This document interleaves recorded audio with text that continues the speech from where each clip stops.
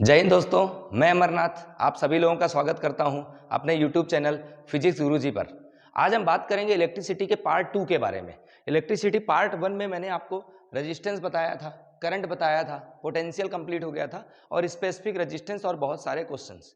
आज हम बात करेंगे पार्ट 2 में इलेक्ट्रिक पावर के बारे में, हीटिंग इफेक्ट ऑफ करंट के बारे में और उनसे रिलेटेड जितने भी फेनोमेना हैं, उनसे रिलेटेड जितने भी न्यूमेरिकल्स हैं, जितने क्वेश्चंस बनते हैं, उनके बारे में बात करेंगे। चलिए स्टार्ट करते हैं। सबसे पहले हम बात करने वाले हैं इलेक्ट्रिक पावर के बारे में। एक्चुअल में इलेक्ट्रिक पावर होता क्या है? आपने बल्ब देखा होगा, फैन देखा होगा, एलईडी देखा होगा, बहुत सारे आपको डिवाइसेस मिलेंगी। सभी डिवाइसेस में रेटिंग लिखी रहती है। जैसे मेरे पास एक बल्ब है, इस बल्ब में अगर देखें तो यहाँ पर रेटिंग लिखी है 7 वॉट 220 वोल्ट अल्टरनेटिंग करंट। अगर आप देख पाए तो यहाँ देखें 7 what 220 volt and 50 hertz supply, ये अल्टरनेटिंग करंट इसमें गिवन है।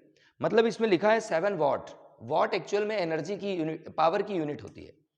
किसकी यूनिट होती है? वॉट हमारी पावर की यूनिट होती है।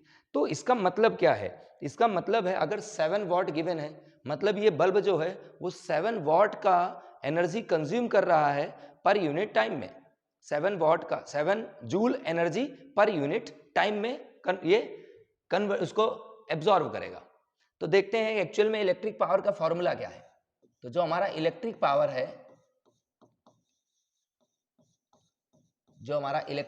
है, इसे हम लिखते हैं एनर्जी कंज्यूम्ड, या इसे लिख सकते हैं इलेक्ट्रिकल एनर्जी कंज्यूम्ड। क्योंकि हम इलेक्ट्रिक पावर पढ़ रहे हैं इसलिए electrical energy consumed and per unit time, मतलब यूनिट टाइम में जितनी एनर्जी कोई भी इक्विपमेंट कंज्यूम करता है उसे हम बोलते हैं electric power.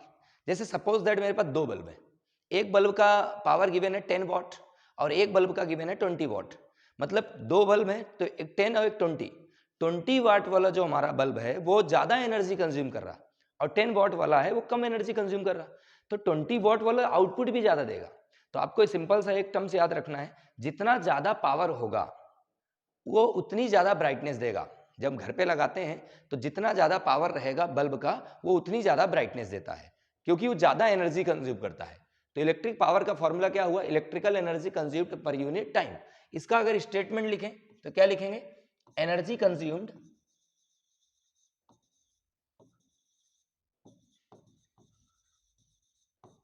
Per unit time is known as electric power.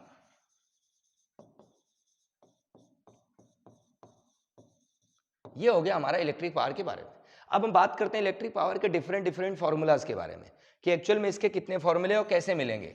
जैसे मैं पावर का फॉर्मूला लिखा energy consumed per unit time. तो एनर्जी कंज्यूम्ड का मतलब है, हम बात कर रहे हैं वर्क डन की। एनर्जी कंज्यूम का मतलब क्या हुआ? Work done. क्यों? क्योंकि हम इलेक्ट्रिक सर्किट के बारे में अगर बात करें, सपोज दैट मैंने यहां पर क्या लगाया? एक bulb, this is a bulb. इसको कनेक्ट कर दिया विद द हेल्प ऑफ अ की। ये बल्ब है, इसको हार्ट नहीं समझना आप लोग, है ना, क्योंकि स्मार्ट तो आप लोग बहुत हो। तो ये क्या है? बल्ब का सिंबल। मैंने फिलामेंट बनाया हुआ है। अब जैसे स्विच ऑन करेंगे तो क्या जाएगा? करंट। करंट का फ्लो मतलब इलेक्ट्रॉन का फ्लो। इलेक्ट्रॉन नेगेटिव टर्मिनल से निकले होंगे, किधर गए होंगे? बल्ब में। तो जब बल्ब में इलेक्ट्रॉन जाएगा तो इलेक्ट्रॉन क्या करता है? उसमें एनर्जी देता है, अपनी एनर्जी फिलामेंट को देगा। जैसे फिलामेंट को एनर्जी देगा, फिलामेंट क्या करेगा? टेम्परेचर फिलामेंट का बढ़ जाएगा, जिससे वो लाइट एमिट करता है। और वो लाइट को हमने बल्ब एक ग्लास से बंद कर दिया है, जिससे क्या? चारों तरफ लाइट आती है। तो ये हमारा प्रोसेस है। मतलब हमने क्या एनर्जी दी? किससे? इलेक्ट्रॉन के थ्रू। तो इसने बल्ब ने क्या करा? एनर्जी कंज्यूम करी और उस एनर्जी कंज्यूम करके वो इलेक्ट्रिकल एनर्जी को कन्वर्ट कर रहा है लाइट एनर्जी में। तो यहां जो पावर है वो एक्चुअल में क्या है? Work done divide by time. Work done divide by time, मतलब इसको मैं लिख सकता हूं W/T। और वर्क डन का फॉर्मूला क्या होता है? तो मैं इसको कन्वर्ट कर देता हूं। हमने पढ़ा था वर्क डन के बारे में। तो अगर इस बैटरी का वोल्टेज कितना है? V, और यहां से करंट कितना है? I। तो यहां से जो वर्क डन होगा, वर्क डन को हम पोटेंशियल भी बोलते थे। पोटेंशियल क्या था? Potential is a kind of work done. मतलब मैं यहां पर V = W/Q लिख सकता हूं। तो अगर ऐसा है तो मैं W की वैल्यू सॉल्व कर लूं तो क्या आएगा? Q × V। हमें मिल गया वर्क डन। वक्तन की वैल्यू क्या है, Q इंटू वी, मतलब इस वक्तन की जगह मैं वैल्यू रख सकता हूं Q यानी कि चार्ज, V मतलब पोटेंशियल, और divide by time. Q by T का एक फॉर्मूला होता है, तो मैंने बताया था आपको Q बाय टी को क्या बोलते हैं, charge upon time, that is known as electric current. तो V को मैंने V लिखा और Q अपॉन टाइम को क्या लिखा, करंट। यहां मेंशन जरूर कर देंगे हम, where I equal to charge upon time. तो ये हमारा एक फॉर्मूला आ गया पावर का, V इंटू आई। आते हैं दूसरे फॉर्मूले पे। इसी के आगे और अगर फॉर्मूले बनाए जाए तो कैसे आएगा, P equal to V into I हो गया एक फॉर्मूला। अगर इसको मैं दूसरे फॉर्म में कन्वर्ट करूं तो ओम्स लॉ के अकॉर्डिंग मैं इलेक्ट्रिक पोटेंशियल को लिख सकता हूं V equal to I into R. तो यहां पर इसको भी कन्वर्ट कर लेते हैं, P इक्वल टू V को मैंने लिख दिया I इंटू आर, और I हमारा ऑलरेडी है, यहां मेंशन कर लेते हैं where V equal to I R. एक पॉइंट हमेशा ध्यान रखना, जब भी कोई फॉर्मूला अप्लाई करें तो उसके साइड में मेंशन जरूर करें कि हमने किस फॉर्मूले से उसको सॉल्व करा है। यही एक अच्छी टेक्निक रहती है, इससे क्या हमारे फॉर्मूले भी हमें लर्न हो जाते हैं। तो P को P लिखा, I इंटू आई क्या हो गया आई स्क्वायर, और R को हमने क्या लिखा, एक नया फॉर्मूला आ गया पावर का। एक फॉर्मूला ये, दूसरा ये, और एक आ चुका था हमारा W बाई टी, तीन फॉर्मूले हो गए। इसके बाद एक और नेक्स्ट देखते हैं, कोई और फॉर्म बन जाए।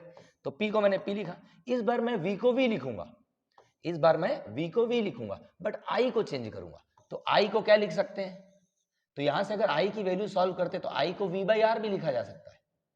I को क्या लिख सकते हैं, V अपॉन आर। तो मैं I की जगह इस बार लिख देता हूं V अपॉन आर। तो एक फॉर्मूला और आ गया, कितना आया, V स्क्वायर बाय आर। यानी कि पावर के डिफरेंट डिफरेंट फॉर्मूले मिले। अब कौन सा फॉर्मूला कब अप्लाई करेंगे वो गिवन डाटा पे डिपेंड करेगा। जैसे वोल्टेज और करंट दिया है, डायरेक्ट अप्लाई करें। करंट और रेजिस्टेंस दिया है, डायरेक्ट ये वाला अप्लाई करें। वोल्टेज और रेजिस्टेंस दिया, ये अप्लाई करें। इलेक्ट्रिकल एनर्जी अगर दे दे कभी, तो मैं इसको ऐसे भी लिख सकता हूं, इलेक्ट्रिकल एनर्जी देता है तो एनर्जी यानी कि E या W। एनर्जी को हम E से भी डिनोट करते हैं या W से भी डिनोट करते हैं। तो एनर्जी अपॉन टाइम, यानी कि W बाई टी लिखें या E बाई टी लिखें, एक ही बात होती है। तो ये हमारे हो गए कुछ फॉर्मूले जो इलेक्ट्रिक पावर से रिलेटेड है। अब हम बात करेंगे इलेक्ट्रिक पावर की यूनिट के बारे में। अच्छा, यूनिट कैसे आती है, तो यूनिट कैलकुलेट करने के लिए हमें फॉर्मूले की हेल्प लगेगी। एक फॉर्मूला, दो, तीन, चार, यानी कि चार टाइप से मैं यूनिट लिख सकता हूं। यहां पे लिखते हैं यूनिट।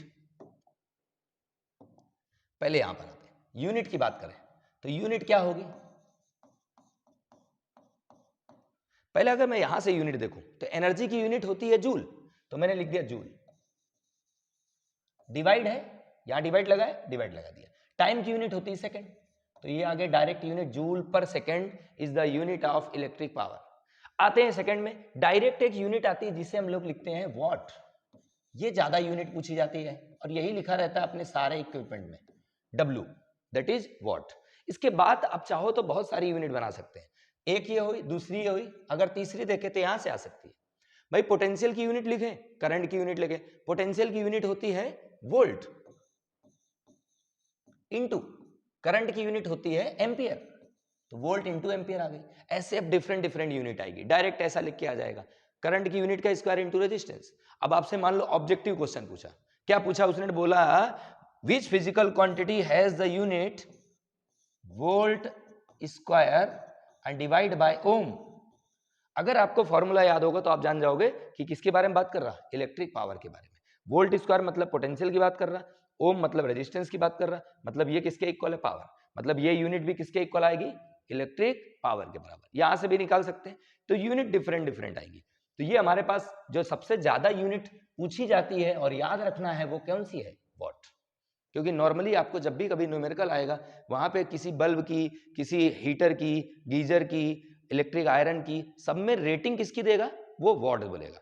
बोलेगा यहाँ पे 50 वॉट है, 100 वॉट है, 10 वॉट है, 20 वॉट है, वो वॉट ही बोलेगा। तो what is the unit of electric power. अच्छा, वॉट का मीनिंग क्लियर है, जूल पर सेकेंड। अब वॉट के अलावा भी कभी कभी रेटिंग आती है, किलो वॉट आ जाए। किलो का मतलब क्या होता है, मैं इसको रब कर देता हूं इधर से कंप्लीटली, आप एक बार देख ले, स्क्रीनशॉट ले सकते हैं या लिख ले। मैं बात करूंगा यहां पर कुछ बड़ी यूनिट्स के बारे में, जैसे लिख के आ गया 1 किलोवाट। 1 किलोवाट की वैल्यू क्या होगी? तो 1 किलो का मतलब होता है 1000। क्या मतलब होता है? 1000। 1000 को मैं लिख सकता हूं 10 की पावर 3 वॉट। ये ध्यान रखें। जैसे कभी क्वेश्चन आया सपोज दैट कि 2 किलोवाट की एक हमारे पास इलेक्ट्रिक मोटर है, कितने वॉट की? 2 किलोवाट की। अब जैसे 2 किलोवाट लिखा हुआ है, वैसे मोटर में तो एचपी लिख के आता है, हॉर्स पावर एक और यूनिट है, उसके बारे में भी डिस्कस करेंगे। जैसे क्या है, मान लो 2 किलोवाट का हमारा इलेक्ट्रिक हीटर है। अब हीटर की रेटिंग दे दी तो इसको मैं कन्वर्ट करना पड़ेगा। 2 को 2 लिखेंगे, किलो का मतलब होता है 10⁻³ और वॉट को हम क्या लिखेंगे? वॉट। मतलब फाइनली हम यहां लिख सकते हैं 2000 वॉट। हमें कन्वर्ट करना है, कभी भी आंसर हम किलो में नहीं देंगे, हमें किलो को क्या करना पड़ेगा? वॉट में कन्वर्ट करना पड़ेगा। ऐसे ही एक और आता है जिसे बोलते हैं मेगावाट, जो हमारी इलेक्ट्रिकल एनर्जी की जहां पर जनरेशन होता है वो किसमें होता है? मेगा में। तो 10 की पावर 6 वॉट। मेगा का मतलब होता है 10 की पावर 6 वॉट। तो ये हो गई हमारी सेकंड हाईएस्ट बोल सकते हैं या बहुत बड़ी यूनिट बोल सकते हैं किसकी? इलेक्ट्रिक पावर की। तो ये दोनों हमें टर्म ध्यान रखना है। अच्छा, एक यूनिट और मैं बता रहा था जिसे बोलते हैं हॉर्स पावर।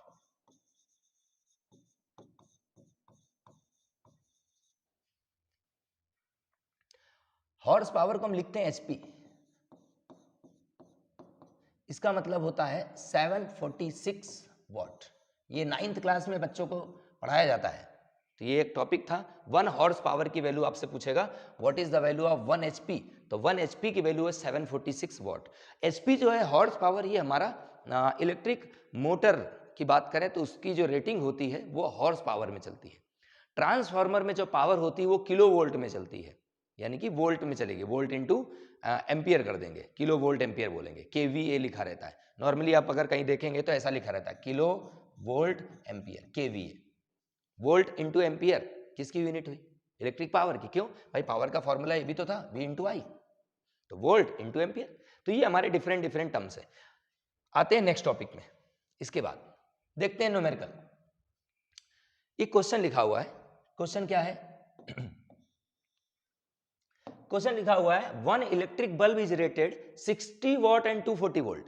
देखो यहाँ पे बल्ब गिवन है, अब बल्ब की रेटिंग दी है इन्होंने, कितना दिया है? 60 वॉट का बल्ब है और 240 वोल्ट सप्लाई है। And other 40 what and 240 volt, और दूसरा एक और बल्ब दिया है जो 40 वॉट का है, 240 वोल्ट का है। Which bulb has higher resistance and how many times?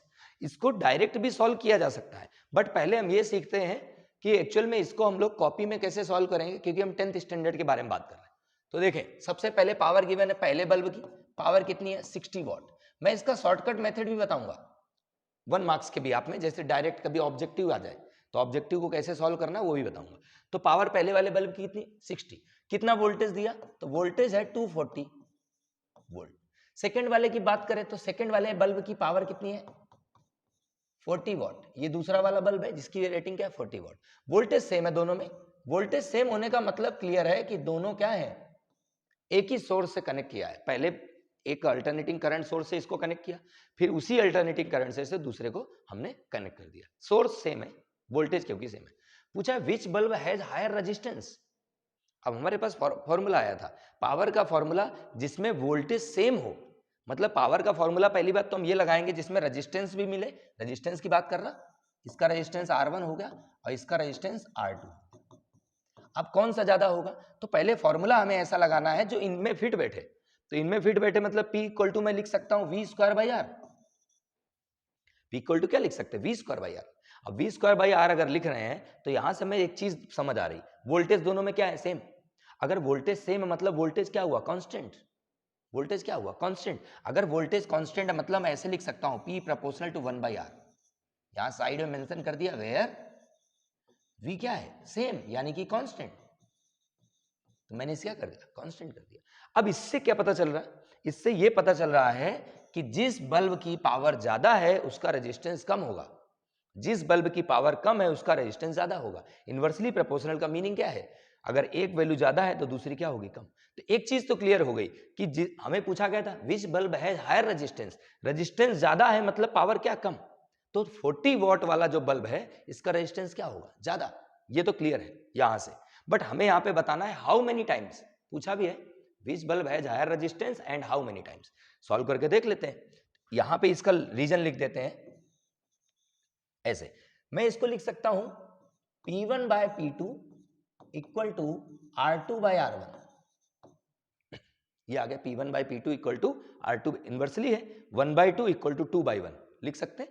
Value रखें P1 यानी कि पहले वाले की पावर कितनी है 60, P2 मतलब सेकेंड वाले की पावर कितनी 40, रेजिस्टेंस हमें पता नहीं, इसको लिख दिया R2 बाय R1। 0 से 0 कैंसिल, इसको 2 से कैंसिल करें कितना आया 3 bye 2 equal to R2 bye R1। इसको डिवाइड कर लें तो R2 बाय R1 की वैल्यू आ रही है 1.5, मतलब R2 की वैल्यू कितनी आ गई 1.5 टाइम्स R1। ये आ गया हाउ मेनी टाइम्स, तो सेकंड यानी कि R2 ज्यादा होगा, सेकंड वाले का रेजिस्टेंस ज्यादा होगा, कितना ज्यादा होगा 1.5 टाइम्स ज्यादा होगा। तो ये हमारा हो गया सेकंड वाले का हाउ मेनी टाइम्स का आंसर आ गया। अच्छा ये पूछा था which bulb has higher resistance, तो ये तो पहले ही क्लियर था, जिसका रेजिस्टेंस ज्यादा किसका होगा, रेजिस्टेंस उसी का ज्यादा होगा जिसकी पावर क्या हो कम। पावर कम किसकी थी सेकंड वाले की, सेकंड का रेजिस्टेंस ज्यादा आएगा, देखो ज्यादा आया, कितना आया 1.5 टाइम्स R1 आया, कितना आया 1.5 टाइम्स R1 आया। कभी अगर वैल्यू कैलकुलेट करने का बोले हायर रेजिस्टेंस, अगर वैल्यू कैलकुलेट करने का बोले तो हम यहां से वैल्यू कैलकुलेट कर सकते हैं दोनों की। हम एक बार कैलकुलेट करके भी देख लेते हैं कितना क्या आएगा, क्योंकि क्वेश्चन का पैटर्न है, अलग अलग पैटर्न से क्वेश्चन पूछे जाते हैं। कैसे कैलकुलेट करें, मैं पहले पावर 1 की बात करता हूं, पहले वाले की फॉर्मूला क्या है V² बाय R1, और दूसरे वाले की बात करूंगा पावर की V² बाय R2। वोल्टेज दोनों में सेम था, मैं यहां पर क्या करता हूं P1 सॉल्व कर लेता हूं, तो P1 कितना आया, या R1 सॉल्व करें, R1 कितना आया, R1 आया हमारा V² बाय P1, यानी कि मैं V² लिख सकता हूं 240 इंटू 240, और R1 की वैल्यू कितनी है 60 वॉट। यहां से 0 से 0 कैंसिल, 6 से कैंसिल करें 4 आया, तो R1 की वैल्यू आ गई, कितनी आ गई R1 की वैल्यू, 4 का मल्टीप्लाई 240 में करें 240 इंटू 4 मल्टीप्लाई कर लेते हैं तो R1 की वैल्यू आ गई, कितना है 4 0 आया 16 1 बचेगा, और 2 4 जा 8 और 1 9, यानी कि 960 ओम आया पहला वाला रेजिस्टेंस। ऐसे ही सेकंड के लिए सॉल्व कर सकते हैं, R2 की वैल्यू सॉल्व करते हैं तो R2 कितना आता V² बाय P2, वैल्यू रखें V² मतलब 240 वोल्ट, स्क्वायर है मतलब 2 बार आएगा, 2 बार लिख दिया। अब पावर 2 सेकंड वाले की पावर कितनी थी 40, 0 से 0 कैंसिल, इसको 4 से कैंसिल करें 6 आया, तो R2 की वैल्यू क्या आएगी, R2 हमारा 6 का मल्टीप्लाई करें तो 240 इंटू 6, तो R2 की वैल्यू क्या है 6 का मल्टीप्लाई कर दो 6 0 आया 4 आया,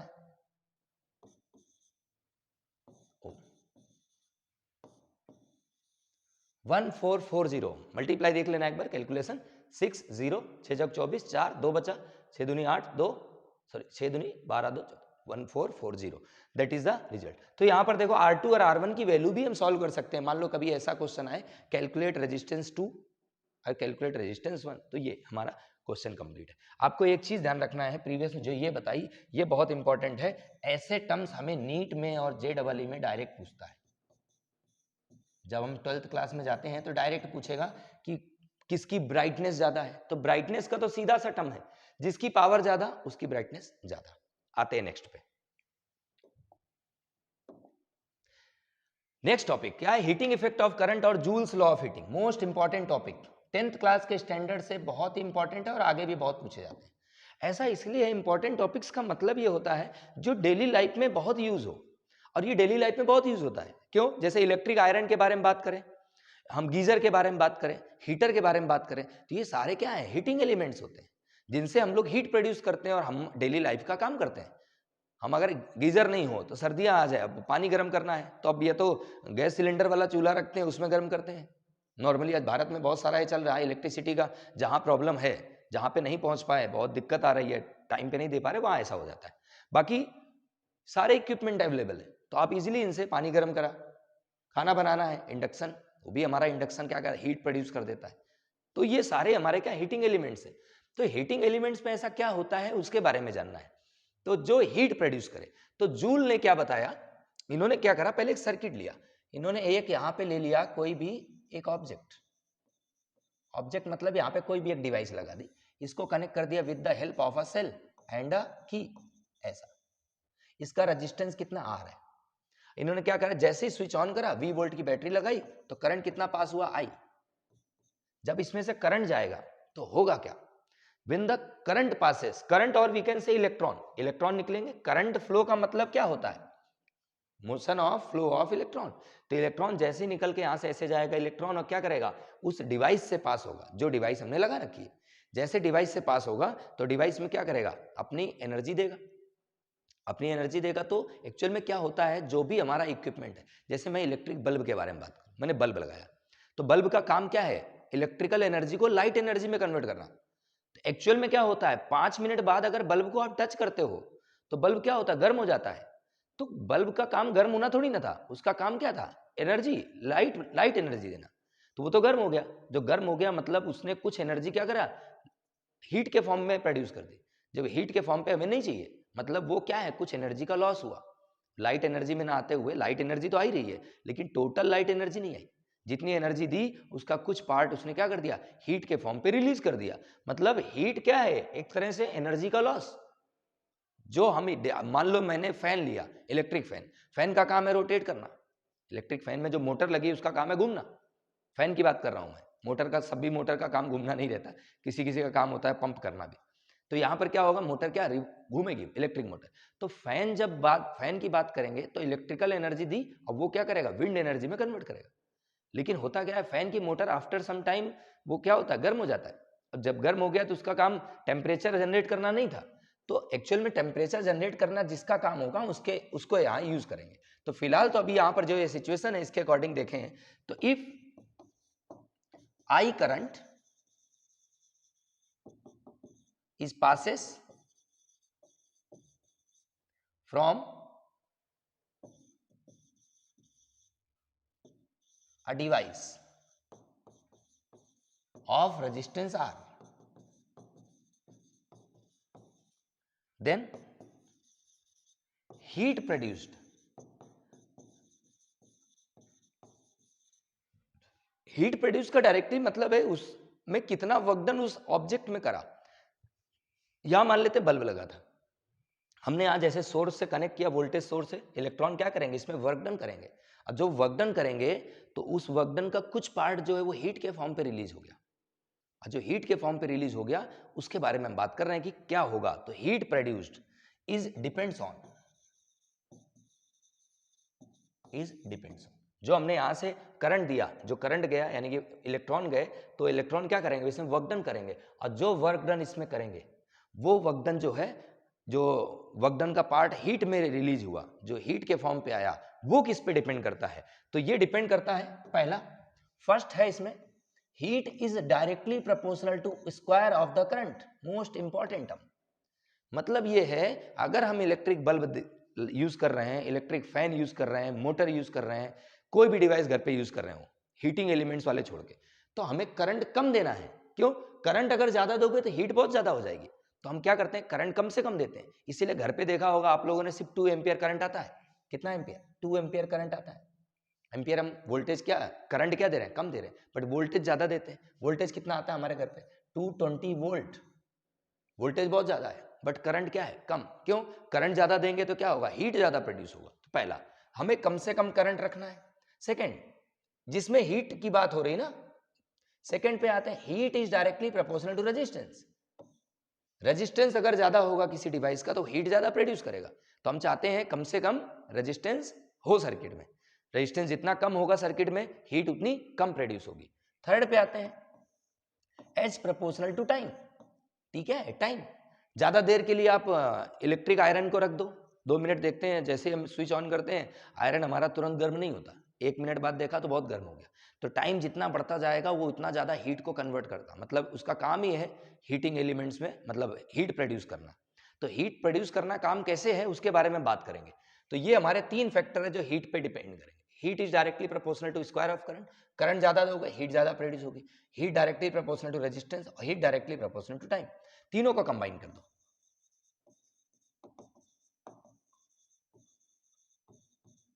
जैसे कंबाइन करेंगे फॉर्मूला आएगा H proportional to I square R T.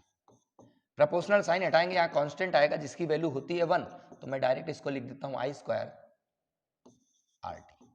This is the formula. अब बात करते हैं हम हीटिंग एलिमेंट्स के बारे में बात कर लेते हैं। देखो हमें इतना पता है कि घर पे जो भी है करंट जैसा आ रहा है वो तो इतना ही आएगा। मुझे इलेक्ट्रिक आयरन भी यूज़ करना है और रेफ्रिजरेटर भी यूज़ करना है, बल्ब भी यूज़ करना है, फैन भी यूज़ करना है, तो करंट तो हम कम ज़्यादा नहीं कर सकते। करंट जैसा आ रहा है उतना ही आने दो, तो करंट तो चेंज होगा नहीं, तो ये वाला टर्म्स तो कोई, ये तो चेंज नहीं होगा, ये तो जैसा है वैसे ही रहेगा। अब हम बात करेंगे, हमें इलेक्ट्रिक आयरन यूज़ करना था, गीज़र यूज़ करना था, हीटर यूज़ करना था। हीटर का काम है हीट प्रोड्यूस करना। हीट प्रोड्यूस कैसे करें? तो हीट ज़्यादा होगी जब करंट ज़्यादा होगा, तो करंट तो मैंने ज़्यादा करा ही नहीं, करंट तो जैसा है उतना ही है, तो करंट को हमें कुछ करना भी नहीं है, जैसा है जान दो। अब आता है main important term, that is resistance. Device का रेजिस्टेंस बढ़ा दो, हीट अपने आप ज़्यादा हो जाएगी। और डिवाइस का रेजिस्टेंस बढ़ा दो मतलब क्या? हम लोग ऐसा मटेरियल यूज़ करें जिसका रेजिस्टेंस ज़्यादा हो। जिसका रेजिस्टेंस ज्यादा हो उस मटेरियल को हम क्या बोलते हैं? उसको बोलते हैं एलॉय। क्या बोलते हैं? एलॉय। जैसे कि हम बात करें हीटर की, तो वहां पर नाइक्रोम यूज करते हैं। क्या यूज करते हैं? नाइक्रोम। हीटर में क्या यूज करते हैं? नाइक्रोम का कॉइल रहता है हीटर में। गीजर में क्या यूज करते हैं? नाइक्रोम, मतलब एलॉय यूज करते हैं। ऐसा एलॉय जिसका रेजिस्टेंस क्या बहुत ज्यादा, एलॉय का रेजिस्टेंस ही बहुत ज्यादा होता है। दो कंडक्टर से मेटल से मिला के बनाते हैं, दो या दो से ज्यादा भी होते हैं। तो एलॉय जो रहेंगे उनका रेजिस्टेंस क्या होता है? बहुत ज्यादा। तो देखा होगा आप लोगों ने, हीटर का कॉइल नाइक्रोम से बनाते हैं। इलेक्ट्रिक बल्ब में जो टंगस्टन लगता है उसका काम है हीट प्रोड्यूस करना। जब वो जैसे उसमें इलेक्ट्रॉन जाते हैं तो बहुत सारी हीट प्रोड्यूस करता है, जिसको बल्ब जो हमने ग्लास लगा रखा है वो लाइट के फॉर्म पे उसे कन्वर्ट करता है।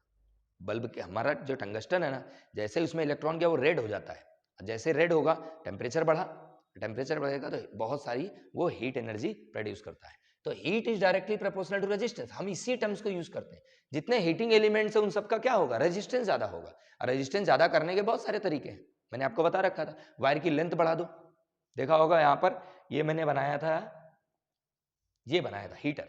हीटर में देखो यहाँ पर कॉइल लगा हुआ है, कॉइल कैसे ऐसे ऐसे लेके जा रहे हैं, तो इसका रेजिस्टेंस क्या हो गया? बहुत ज्यादा, क्योंकि इसकी लेंथ बहुत ज्यादा होगी। स्प्रिंग जैसा है, खींच के देखो बहुत लेंथ बहुत ज्यादा हो जाएगी। तो लेंथ जितनी ज्यादा रेजिस्टेंस उतना ज्यादा। ये तो पहला हो गया। दूसरा, एरिया अगर हम कम करें तो रेजिस्टेंस क्या होगा? ज्यादा। तो वायर का एरिया भी बहुत कम रहता है, बहुत पतला वायर रहता है, थिकनेस ज्यादा नहीं रखेंगे, हमें फाइनली रेजिस्टेंस बढ़ाना है। ये दूसरा मेथड हो गया। तीसरा क्या करें? तो तीसरा हमारे लिए सिंपल सा है, टाइम ज्यादा दे दो। टाइम ज्यादा दोगे, हीट ज्यादा प्रोड्यूस करेगा। और रेजिस्टेंस ज्यादा कर दो। रेजिस्टेंस ज्यादा करना था, हमने एलॉय यूज करा, तो एलॉय जब यूज करेंगे तो रेजिस्टेंस ऑलरेडी क्या हो जाएगा? ज्यादा। तो ये आ गया हमारा एक पहला फॉर्मूला। अब इसके बाद अगर हम देखें तो और भी फॉर्मूले बनेंगे। जैसे आई स्क्वायर आर को क्या लिखा था अभी? पावर। आई स्क्वायर आर क्या था? पावर। तो इसको मैंने क्या लिख दिया? पावर। और टाइम को क्या लिखा? टाइम। यानी कि पावर इंटू टाइम भी क्या हुआ? हीट के बराबर। अब जैसे में पावर इंटू टाइम पता चला हीट के बराबर है, तो बहुत सारे फॉर्मूले आ गए। कैसे भाई? पावर के तो बहुत सारे फॉर्मूले देखे थे। पावर को मैंने लिखा था वी इंटू आई। पावर को क्या लिखा? वी इंटू आई। और टाइम जो था, टाइम को टाइम लिखा। तो एक फॉर्मूला ये आ गया, वी आई टी। एक और फॉर्मूला देखें भाई, पावर को मैंने तो आई स्क्वायर, पावर को वी स्क्वायर बाई आर लिखा था। पावर को क्या लिखा था? V square by R. तो V square by R into T. तो ये हमारे पास आ गए कुछ फॉर्मूले, 1 2 3 4। अच्छा, हीट का मतलब मैंने क्या बताया? एक तरह से वर्क डन है। हीट का मतलब क्या है? एक तरह से वर्क डन है। तो वर्क डन है तो मैं हीट को एनर्जी भी तो बोल सकता हूं। मतलब इसको हम ऐसे भी लिख सकते हैं, energy equal to power into time. क्या होता है, कभी कभी आपको पावर दे देता है और टाइम दे देता है। अब बोलेगा कैलकुलेट द इलेक्ट्रिकल एनर्जी या कैलकुलेट द एनर्जी, तब हम कंफ्यूज हो जाते हैं कि एक्चुअल में एनर्जी क्या है। तो एनर्जी क्या, जब कभी आपको एनर्जी कैलकुलेट करने का बोले, मतलब हमें क्या कैलकुलेट करना है? वर्क डन, सीधा सा। तो वर्क डन हम कैलकुलेट करेंगे, दैट इज द एनर्जी। तो ये energy equal to power into time. अब बात करते हैं यूनिट के बारे में। तो यूनिट क्या है? तो एनर्जी की यूनिट तो सबको पता है, एनर्जी यानी कि हीट, एनर्जी यानी कि वर्क डन। अब वर्क डन की यूनिट क्या होती है? जूल। क्या होती है? जूल। ये तो हो गई एनर्जी की यूनिट। या मैं इसको ऐसे भी लिख सकता हूं, अगर इस फॉर्मूले से बात करें पावर इंटू टाइम से, तो पावर की यूनिट क्या होती है? वॉट। इंटू टाइम की यूनिट क्या होती है? सेकेंड। यानी कि वॉट इंटू सेकेंड भी किसकी यूनिट हुई? हीट की। हीट यानी कि एनर्जी, एनर्जी मतलब वर्क डन, किसी को भी लिखो एक ही बात है। तो ये हमारे पास यूनिट आ गई। अब कुछ यूनिट कभी कभी ऐसे पूछी जाती है, जैसे कि बोलेगा 1 kilowatt hour.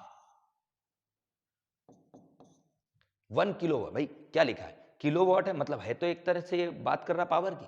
What is the unit of power. Kilo लगा है, किलो का मतलब 1000, 1000 वॉट हुआ, है तो पावर।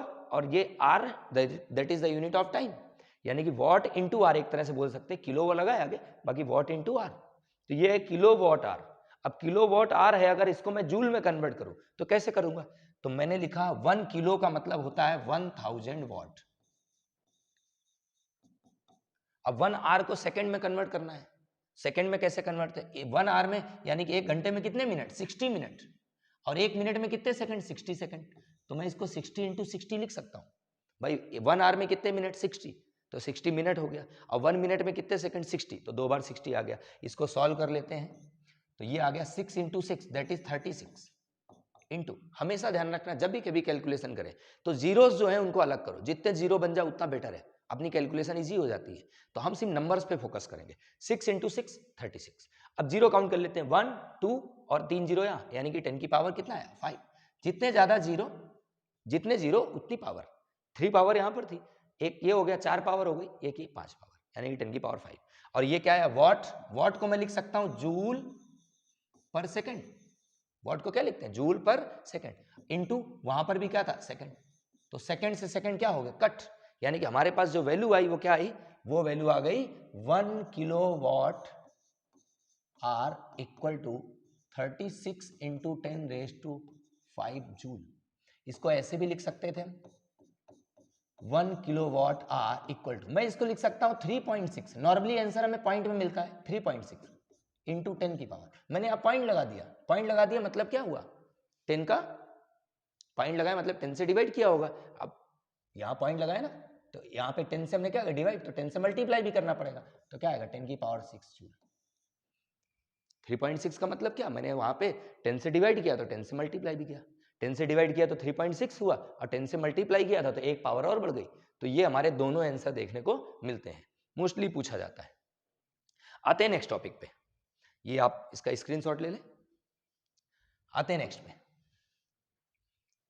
अब क्वेश्चंस देखते हैं कुछ, जैसे यहाँ क्वेश्चन लिखा हुआ है, क्वेश्चन क्या है, a bulb is rated 2.5 volt, कितना बल्ब का रेटेड कितना 2.5 volt and 750 milli ampere. 2.5 volt बहुत कम दिया है वैसे, बाकी करंट भी बहुत ही कम है, ठीक है। Calculate its resistance power energy consumed if bulb lighted for 4 hours daily, ठीक है। पहले सबसे पहले न्यूमेरिकल करने के लिए हमें गिवन डाटा नोट करना है। जब भी कभी न्यूमेरिकल है तो घबराना बिल्कुल नहीं है, हमें क्या करना है गिवन लिखना है, गिवन जैसे ही आ जाए उसके अकॉर्डिंग हमें फॉर्मूला देखना है कि ऐसा कौन सा फॉर्मूला है जो इसमें फिट बैठ रहा। हो सकता है डायरेक्ट ना मिले तो इनडायरेक्ट मिलेगा, लेकिन मिलेगा जरूर।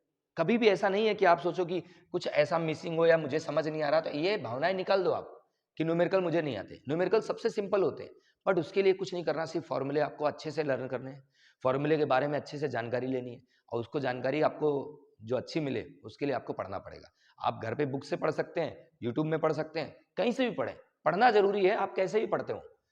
ये मैंने क्या है, बल्ब इज रोटेट 2.5 वोल्ट, मतलब बल्ब का वोल्टेज दिया है 2.5 वोल्ट। अब कभी ये लगे कि ये वोल्टेज ही ऐसे कैसे पता, तो ये वोल्टेज यूनिट लिखी है, वो हम यूनिट से आइडेंटिफाई करेंगे कि गिवन क्या है। वैसे तो लिखा रेटेड 2.5 वोल्ट, तो volt is the unit of potential, तो पोटेंशियल आ गया।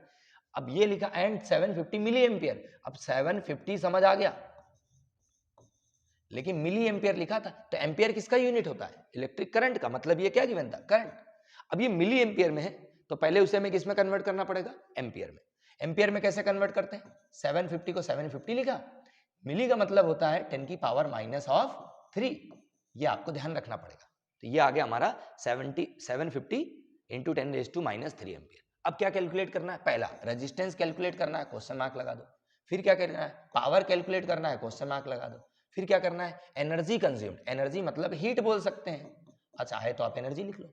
Energy consumed in 4 hours daily, 4 hours मतलब टाइम आपको दिया है 4 आवर, ये हो गया गिवन। 4 आवर को मैं यहाँ पे सेकंड में कन्वर्ट कर लेता हूँ, 4 इंटू 4 को तो 4 लिखा, 1 आवर में कितने मिनट 60, और 1 मिनट में कितने सेकंड 60, तो ये आ गया हमारा सेकंड में। इसको सॉल्व नहीं करना अभी, इसको ऐसे लिखा रहने दो, क्या जरूरत है अभी सॉल्व करने की। सबसे पहले रेजिस्टेंस, अब रेजिस्टेंस निकालना गिवन दो ही है, तो वी आई और आर को मिला के एक रिलेशन बनता है, V equal to I R. तो यहां से आर की वैल्यू क्या आ गई, वी अपॉन आई, वोल्टेज कितना था 2.5, करंट कितना दिया था 750 इंटू 10 की पावर माइनस 3। अब कुछ बच्चे इसमें क्या होता है कैलकुलेशन में उलझ जाते हैं, बिल्कुल नहीं उलझना, ये पॉइंट हटाया, नीचे कितना आ गया 10, अब ये बच्चा 25/750, 25 से कैंसिल करो, 25 से कैंसिल 3 टाइम्स आएगा, तो ये आ गया 1/3। मैंने क्या बोला, मैं सिर्फ नंबर्स की बात करूंगा, जीरो काउंट नहीं करना अपने को।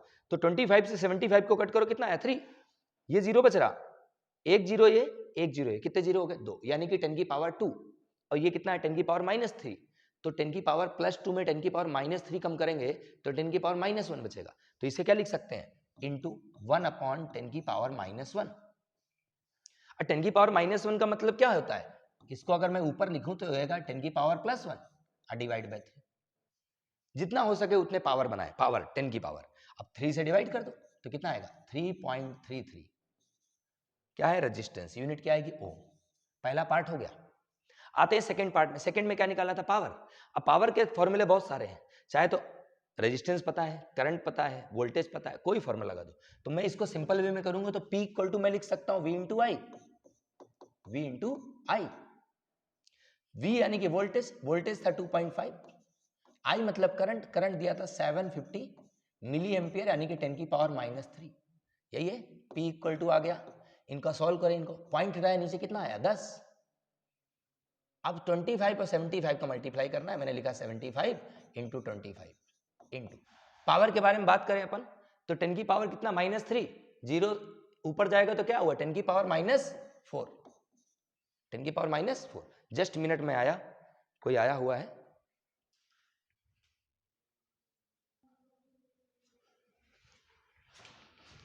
हाँ जी, कंटिन्यू करते हैं। तो P इक्वल टू कितना 75 इंटू 25 इंटू 10 की पावर -4, सॉल्व कर लेते हैं इसे। तो P इक्वल टू क्या आएगा, मैं यहाँ पे लिखूंगा 25 से क्या करें मल्टीप्लाई, तो इसको मल्टीप्लाई करते हैं। 25 इंटू 5 कितना हुआ 125, 125 में हमने क्या लिखा 5, कैरी कितना आया 12। फिर 25 इंटू 7 करें तो 25 इंटू 7 हमारा होता है 175, और 175 में 12 ऐड करना है, कितना आया 781, यानी कि 187। अब आते हैं पावर पे, कितनी पावर है 10 की पावर -4 वॉट, या इसको मैं ऐसे लिख सकता हूं P इक्वल टू 10 की पावर 4 हमें कम कर देना है तो कितना आएगा 0.1875 वॉट, या 0.18 भी बोल सकते हैं, 75 अगर नहीं लिखना आगे तो इस टाइप से भी लिखा जा सकता है। कैलकुलेशन एक बार चेक कर लेना आप लोग। 25 इंटू 5 कितना हुआ 125, 125 को मैंने 5 लिख दिया, कैरी कितना आया 12। अब आया 25 इंटू 7 करा, कितना है 175, अब 175 यहाँ लिखा 12 ऐड करा तो 5 2 7 7 1 8 और 1 को 187 187 और 5 लिखा हुआ था, ये हमारा आया सेकेंड। थर्ड पे आते हैं। थर्ड पूछा था हीट, हीट को मैं पावर इंटू टाइम लिख सकता हूं। हीट को क्या लिख सकते हैं पावर इंटू टाइम, तो हीट को हीट लिखा, पावर की वैल्यू लिख देते हैं, चाहे ये लिखो चाहे ये लिखो एक ही बात है। मैं काम करता हूं ऊपर वाली वैल्यू लिखता हूं 1875 इंटू 10 की पावर -4 इंटू, अब टाइम जो हमें दिया हुआ था उसके बारे में बात करते हैं। टाइम क्या दिया था, तो टाइम हमें दिया हुआ था यहां पर 4 आवर, तो 4 इंटू 60 इंटू 60, इसको सॉल्व कर लेते हैं तो ये है 1875 इंटू 6 इंटू 6 36 और इंटू 4। अब इसका आपको क्या करना है सॉल्व, पावर कितनी है 10 की पावर, कितनी पावर है -4, ये 1 ये 1 2, तो 10 की पावर 2 और -4 कम कर दें तो कितना बचेगा 10 की पावर -2। 10 की पावर -2 का मतलब है डिवाइड बाय 100, हम उसे बाद में करेंगे। अब इसका क्या करना है आपको सॉल्व करना है, और सॉल्व आप खुद कर लेना, इतना मैं इसको सॉल्व नहीं करने वाला, कैलकुलेशन आप कर लेना, ठीक है। आते हैं नेक्स्ट पे, ये पैटर्न समझ आ गया होगा, नेक्स्ट पे आते हैं। नेक्स्ट है हमारा एडवांटेज बताने हैं किसी के, किसके बताने हैं क्या पता, देखते हैं किसके बताने हैं। लिखा है what are the advantage of connecting electrical devices in parallel with a battery instead of connecting them in series. हम में सारी डिवाइसेस को हम कैसे कनेक्ट करते हैं पैरेलल में, पैरेलल में ही क्यों कनेक्ट करेंगे उसके बारे में बात करते हैं। जैसे हमारे घर पे जितने भी कनेक्शंस होते हैं कैसे कनेक्ट है पैरेलल में, तो पैरेलल में कनेक्ट करने का सबसे बड़ा रीजन है रेजिस्टेंस क्या होता है डिक्रीज कर जाता है। जब हम किसी भी सर्किट को पैरेलल में कनेक्ट करेंगे तो रेजिस्टेंस डिक्रीजेस, और हमें चाहिए क्या रेजिस्टेंस जितना कम हो उतना बेटर है, हम रेजिस्टेंस को कम से कम करेंगे, क्यों, क्योंकि एनर्जी का लॉस कम से कम होगा, जितना रेजिस्टेंस कम होगा हीट लॉस उतना ही कम होगा। देखो यहाँ पर फॉर्मूला था हमारे पास, heat equal to I square R T. Resistance जितना कम होगा हीट लॉस उतना कम होगा। ठीक है, ये हमारा फॉर्मूला। अच्छा, एक और फॉर्मूला आपके दिमाग में आ रहा होगा कि H equal to V square by R into T भी आता है। ये डिवाइसेस के लिए, बल्ब के लिए बात कर रहे हैं। बल्ब का अगर रेजिस्टेंस कम है तो हीट लॉस जो होगा वो ज़्यादा होगा, रेजिस्टेंस ज़्यादा है तो हीट लॉस क्या होगा, कम। तो ये किसी पर्टिकुलर डिवाइस के लिए रहेगा। या हम बात करेंगे अगर वोल्टेज कांस्टेंट है तब H और R हमारे इन्वर्सली रहेंगे। ठीक, तो पहला हो गया रेजिस्टेंस क्या होता है, डिक्रीज कर जाता है। सेकंड जो है वो हमारा है पोटेंशियल क्या रहता है, same. Potential difference across each device will be same। Potential difference क्या होगा, हर एक डिवाइस में सेम जाएगा। और यही सबसे बड़ा एडवांटेज है। हम चाहते हैं कि इलेक्ट्रिक बल्ब में भी उतना ही वोल्टेज आए जितना फ्रिज में जा रहा, जितना कूलर में जा रहा, जितना एसी में जा रहा। सभी डिवाइसेस में क्या हो, पोटेंशियल डिफरेंस सेम हो। अगर पोटेंशियल डिफरेंस सेम चाहिए तो हमें क्या करना पड़ेगा, पैरेलल में कनेक्ट करना पड़ेगा। ये हमारा एडवांटेज हो गया। आते हैं नेक्स्ट पे। नेक्स्ट हमारा व्हाट इज द हाईएस्ट। अब यहां क्वेश्चन है हमारे पास, क्या लिखा है, व्हाट इज द हाईएस्ट।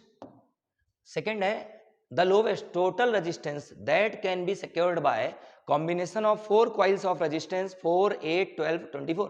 यहां में 4 रेजिस्टेंस दिए हैं। पहला 4 ओम का, दूसरा है 8 ओम का, तीसरा है 12 ओम का और अगला है 24 ओम का। ये हमारे रेजिस्टेंस कॉइल है, रेजिस्टेंस दिए हैं। हमें बताना है कि सबसे ज्यादा कितना होगा। तो सबसे ज्यादा मतलब मैक्सिमम की बात कर रहा, फॉर मैक्सिमम रेजिस्टेंस। अगर मैक्सिमम रेजिस्टेंस की बात करेगा तो हमें सबको किस में कनेक्ट करना है, सीरीज में। किस में कनेक्ट करना है, सीरीज में। सीरीज के लिए फॉर्मूला क्या होता है, यहां लिख लेंगे, they are connected in series. कैसे कनेक्ट करेंगे, कनेक्टेड इन सीरीज। ये आपको ध्यान रखना है, कैसे कनेक्ट करेंगे, सीरीज में। सीरीज के लिए फॉर्मूला होता है R equal to R1 plus R2 plus R3 plus R4। जब मैक्सिमम की बात करें तो हम क्या लिखेंगे, R इक्वल टू, सभी को क्या करना है, ऐड करना है, सबकी वैल्यूज रखें। पहला कितना है 4 ओम, फिर 8 ओम, फिर 12 ओम और फिर 24 ओम। सबको ऐड कर लेते हैं तो सीरीज के लिए फॉर्मूला क्या आएगा, 8 4 कितना हो गया 12, 12 12 24, 24 है 24, 48 ओम। तो ये हमें ध्यान रखना है, जब कभी सीरीज कनेक्शन की बात करेगा तो रेजिस्टेंस क्या होगा, मैक्सिमम, सबसे ज्यादा। अब आते हैं मिनिमम की बात करें। मिनिमम में हमें कैसे कनेक्ट करना है, पैरेलल में। क्यों, मैंने आपको बताया था अगर रेजिस्टेंस पैरेलल में कनेक्ट है तो रेजिस्टेंस क्या होता है, डिक्रीज कर जाता है। रेजिस्टेंस की वैल्यू क्या होती है, डिक्रीज कर जाती है। तो सेकंड है in parallel for minimum resistance, for minimum resistance they are connected in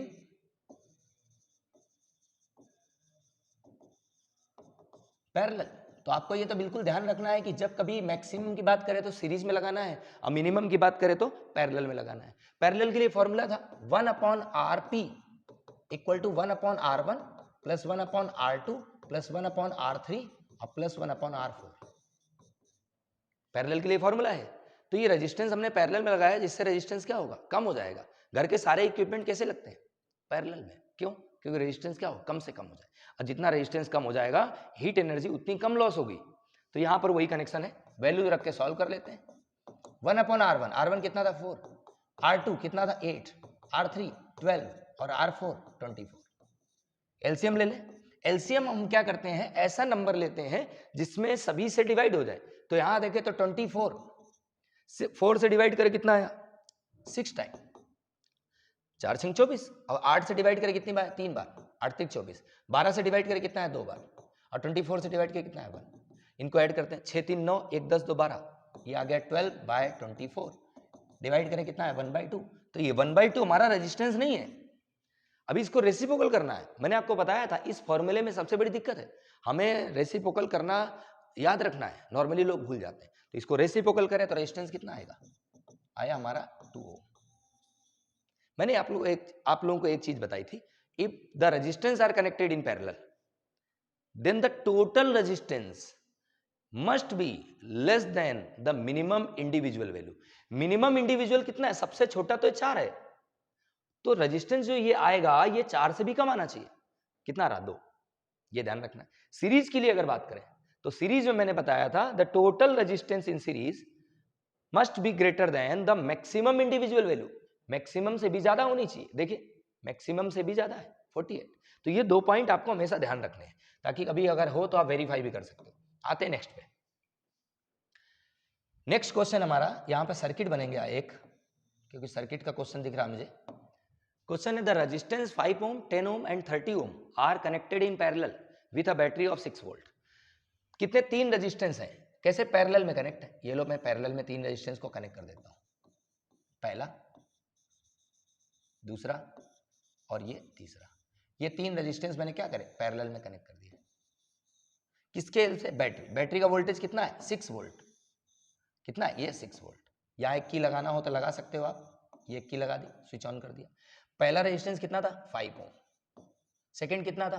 10 ओम। और थर्ड कितना है? 30 ओम। ठीक है, 5, 10, 30। ठीक है, अब बोला क्या है? Calculate total resistance. Total resistance की बात कर रहा। क्लियर दिख रहा तीनों कैसे लगे हैं? पैरेलल में। तो रेजिस्टेंस जो पैरेलल में लगे हैं सॉल्व कर सकते हैं। आंसर जो आएगा वो 5 से कम आएगा। क्यों? इनका मिनिमम इंडिविजुअल कितना है? सबसे कम छोटी वैल्यू कौन सी है? 5। तो रेजिस्टेंस 5 से कम आएगा क्योंकि पैरेलल में।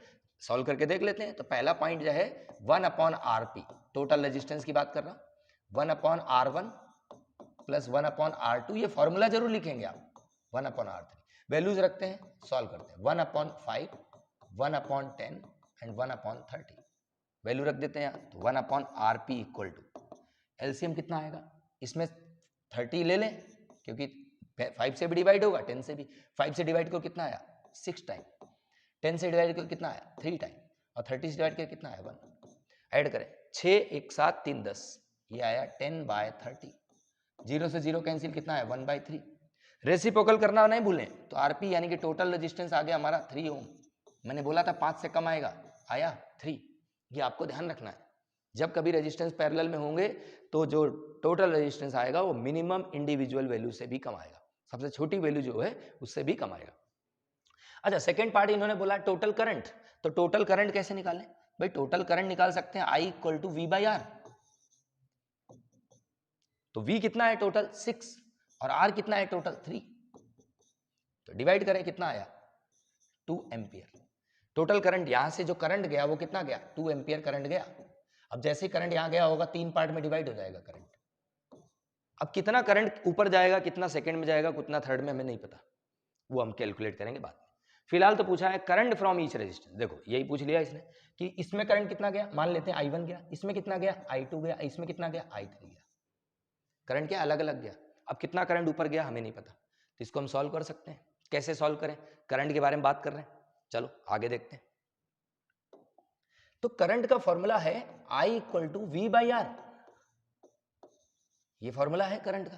अच्छा, पैरेलल में कनेक्शन है। पैरेलल में कनेक्शन होने का मतलब है जितना वोल्टेज यहां पर है उतना वोल्टेज इसमें होगा 30 में, उतना ही वोल्टेज 10 में होगा, उतना ही वोल्टेज 5 में होगा। मतलब वोल्टेज पैरेलल में क्या होता है? सेम। सभी में कितना? यही कनेक्शन हमारे घर में। ये फैन हो गया, ये टीवी हो गया, ये एसी हो गया। ये फैन, ये टीवी, ये एसी, सभी क्या है? पैरेलल में लगे। पैरेलल में लगे मतलब जितना वोल्टेज हम दे रहे हैं, जो एनर्जी मीटर में वोल्टेज है उतना ही वोल्टेज सभी में जा रहा है। तो इसमें वोल्टेज कितना हुआ? 6। इसमें वोल्टेज कितना हुआ? 6। इसमें वोल्टेज कितना हुआ? 6। सॉल्व कर लेते हैं। तो मैं बात करूंगा फॉर 5 ओम रेजिस्टेंस की। पहले 5 ओम के बारे में बात करेंगे।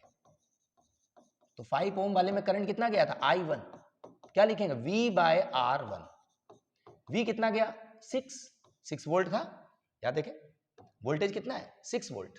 और रेजिस्टेंस कितना है? 5। ये आ गया पहला। अगर इसे डिवाइड करना है तो डिवाइड कर सकते हैं। कितना आएगा? 1 पॉइंट, कितना बचा? 1 बचा, 0 बढ़ाया 2 आया। 1.2 एम्पियर करंट वहां गया। अब बात करेंगे for 10 ohm resistance. 10 ohm resistance के बारे में बात करें तो कितना आएगा? करंट वहां I2 गया था, क्या होगा? V/R2। V कितना है? 6। R कितना था? 10। डिवाइड करो, कितना आया? 0.6 एम्पियर। थर्ड की बात करें फॉर 30 ओम रेजिस्टेंस। 30 ओम के लिए क्या? करंट I3 लिया, वोल्टेज अपॉन रेजिस्टेंस। वोल्टेज कितना था? 6। रेजिस्टेंस कितना था? 30। डिवाइड करें, कितना है? 1/5। इसको डिवाइड करें, कितना है, पॉइंट लगाया, ऊपर आ गया 0, 5 से कैंसिल, कितना है 2, तीनों में करंट आ गया। एक चीज ध्यान रखना, करंट गया कितना था, 2 एम्पियर करंट गया, तो आएगा कितना, वो भी तो 2 ही आएगा। जितना जाएगा करंट यहां से उतना ही करंट यहां आएगा, यानी कि यहां पे करंट, यहां पे करंट, और यहां तीनों का करंट का जो सम है 2 एम्पियर आना चाहिए। देखो आ रहा कि नहीं, 1.2 प्लस 6 जो 0.6 कितना, 1.8, अब 1.8 प्लस 0.2 कितना हो गया, 2 एम्पियर। करंट का जो सम है तीनों का 2 एम्पियर गया था, 2 एम्पियर आ रहा, 1.2, 0.6 और 0.2, कितना हो गया, 2 एम्पियर। आते हैं नेक्स्ट क्वेश्चन में।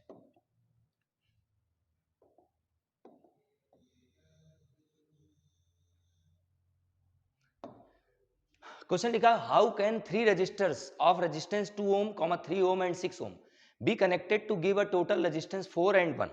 कितने कितने ओम के, पहला है 2 का, फिर है 3 का और फिर है 6 का। इनको पूछा है कैसे कनेक्ट करें कि 4 ओम आ जाए। अब 4 ओम लाना है, सोचने वाली बात है, अगर सीरीज में लगाता हूं तो आंसर जो है वो 6 से ज्यादा आएगा, तो हमें तो लाना नहीं 6 से ज्यादा, हमें 4 लाना है, तो सीरीज में नहीं लगा सकते। अच्छा पैरेलल में लगाएंगे तो आंसर जो आएगा वो 2 से कम आएगा, 2 से कम आएगा, वो हमें लाना नहीं है। तो हमें लाना कितना है, 4। मतलब ये कंफर्म हो गया कि तीनों सीरीज में और तीनों पैरेलल में नहीं लगेंगे।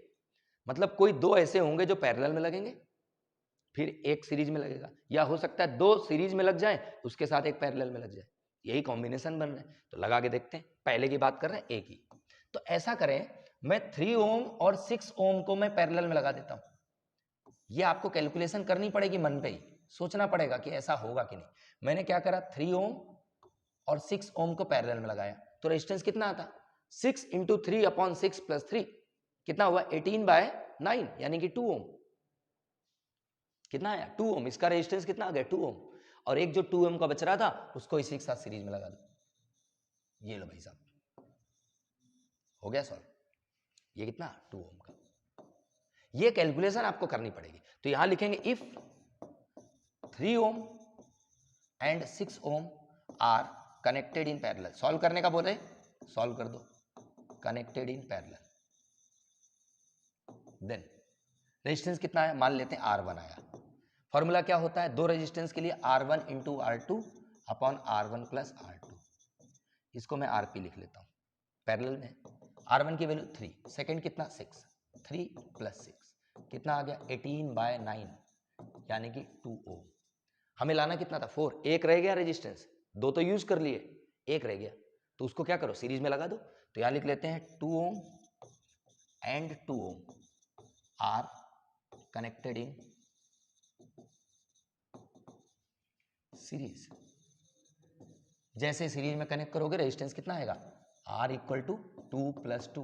भाई फॉर्मूला सीरीज के लिए क्या होता है, R1 प्लस R2, कितना आ गया, 4 ओम। कनेक्शन डायग्राम पूछे, ये डायग्राम बनाना है, पहला समझ आया। दूसरे में आते हैं, दूसरे में तो 1 ओम चाहिए। 1 ओम आ सकता है अगर पैरेलल में कनेक्ट कर दें तो आ सकता है, जरूरी नहीं है कि 1 ओम ही आए, बट कोशिश करके देखते हैं कि 1 आ रहा है कि। तो अगर मैं तीनों को पैरेलल में लगा दूं तो जो रेजिस्टेंस आएगा 2 से कम आएगा, ये कंफर्म है। कितना आएगा उसे कैलकुलेट करना है, तो एक बार लगा के देखते हैं पैरेलल के लिए। तो अगर मैं तीनों को ऐसे कनेक्ट कर, सेकंड पॉइंट मैंने क्या करा, तीनों को ऐसे लगा दिया, पहला दूसरा तीसरा, तीनों को ऐसे लगा दिया। ये कितने ओम का था, 2 ओम, 3 ओम, 6 ओम, यही थे, 2 3 6, ठीक है। सॉल्व करके देखें, पैरेलल के लिए formula 1/RP equal to 1/R1। जब भी कभी हो फॉर्मूला जरूर लिखें। होता क्या है, फॉर्मूले बार बार लिखने से फॉर्मूले याद हो जाते हैं, इसीलिए आपका टीचर आपको कायदे से उड़ाता रहता है, क्योंकि वो तो दिन में 10 बार लिख रहा, 10 बार लिख रहा तो उसकी प्रैक्टिस हो रही। और हम क्या कर रहे हैं, हम एक बार भी नहीं सुन रहे। एक बार स्कूल में थोड़ी देर देख लिया, कोचिंग में हल्का से देख लिया, घर पे जाके पढ़ाई नहीं। सेल्फ स्टडी नहीं करोगे तो आपका कुछ भी नहीं हो सकता, ये आप दिमाग में बिठा ले। तो आपको खुद से पढ़ना जरूरी है। तो R1 की वैल्यू कितनी, 2, R2 की वैल्यू कितनी, 3, R3 की वैल्यू कितनी, 6। अब इसका एलसीएम ले लें, हमें ऐसा नंबर लेना पड़ेगा जिससे सभी कैंसिल हो। 6 लिख दें, 2 से कैंसिल करो 3 आया, 3 से कैंसिल करो 2 आया, 6 से कैंसिल करो 1 आया। लो ये तो आंसर आ गया, 2 और 3 5 1 6, 6/6। 1/RP की वैल्यू कितना आया, 1। रेसिप्रोकल कर दें तो RP को अगर देखें, रेसिप्रोकल 1 का 1 ही होता है, 1/1। तो ये क्लियर हो गया कि अगर तीनों कैसे पैरेलल, ये सेकंड कॉम्बिनेशन, तीनों पैरेलल में लगा दोगे तो आंसर कितना आएगा 1 ओम। तो ये दोनों हमारा पार्ट सॉल्व हुआ। इसी पैटर्न के और भी क्वेश्चन देखते हैं।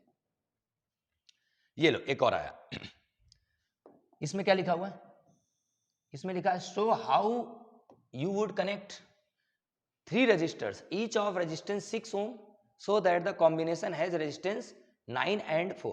हमें कितने लिखें 3 रेजिस्टेंस है, कितने कितने ओम के 6 के। पहला 6 ओम का, एक और है 6 ओम का और एक और है 6 ओम का।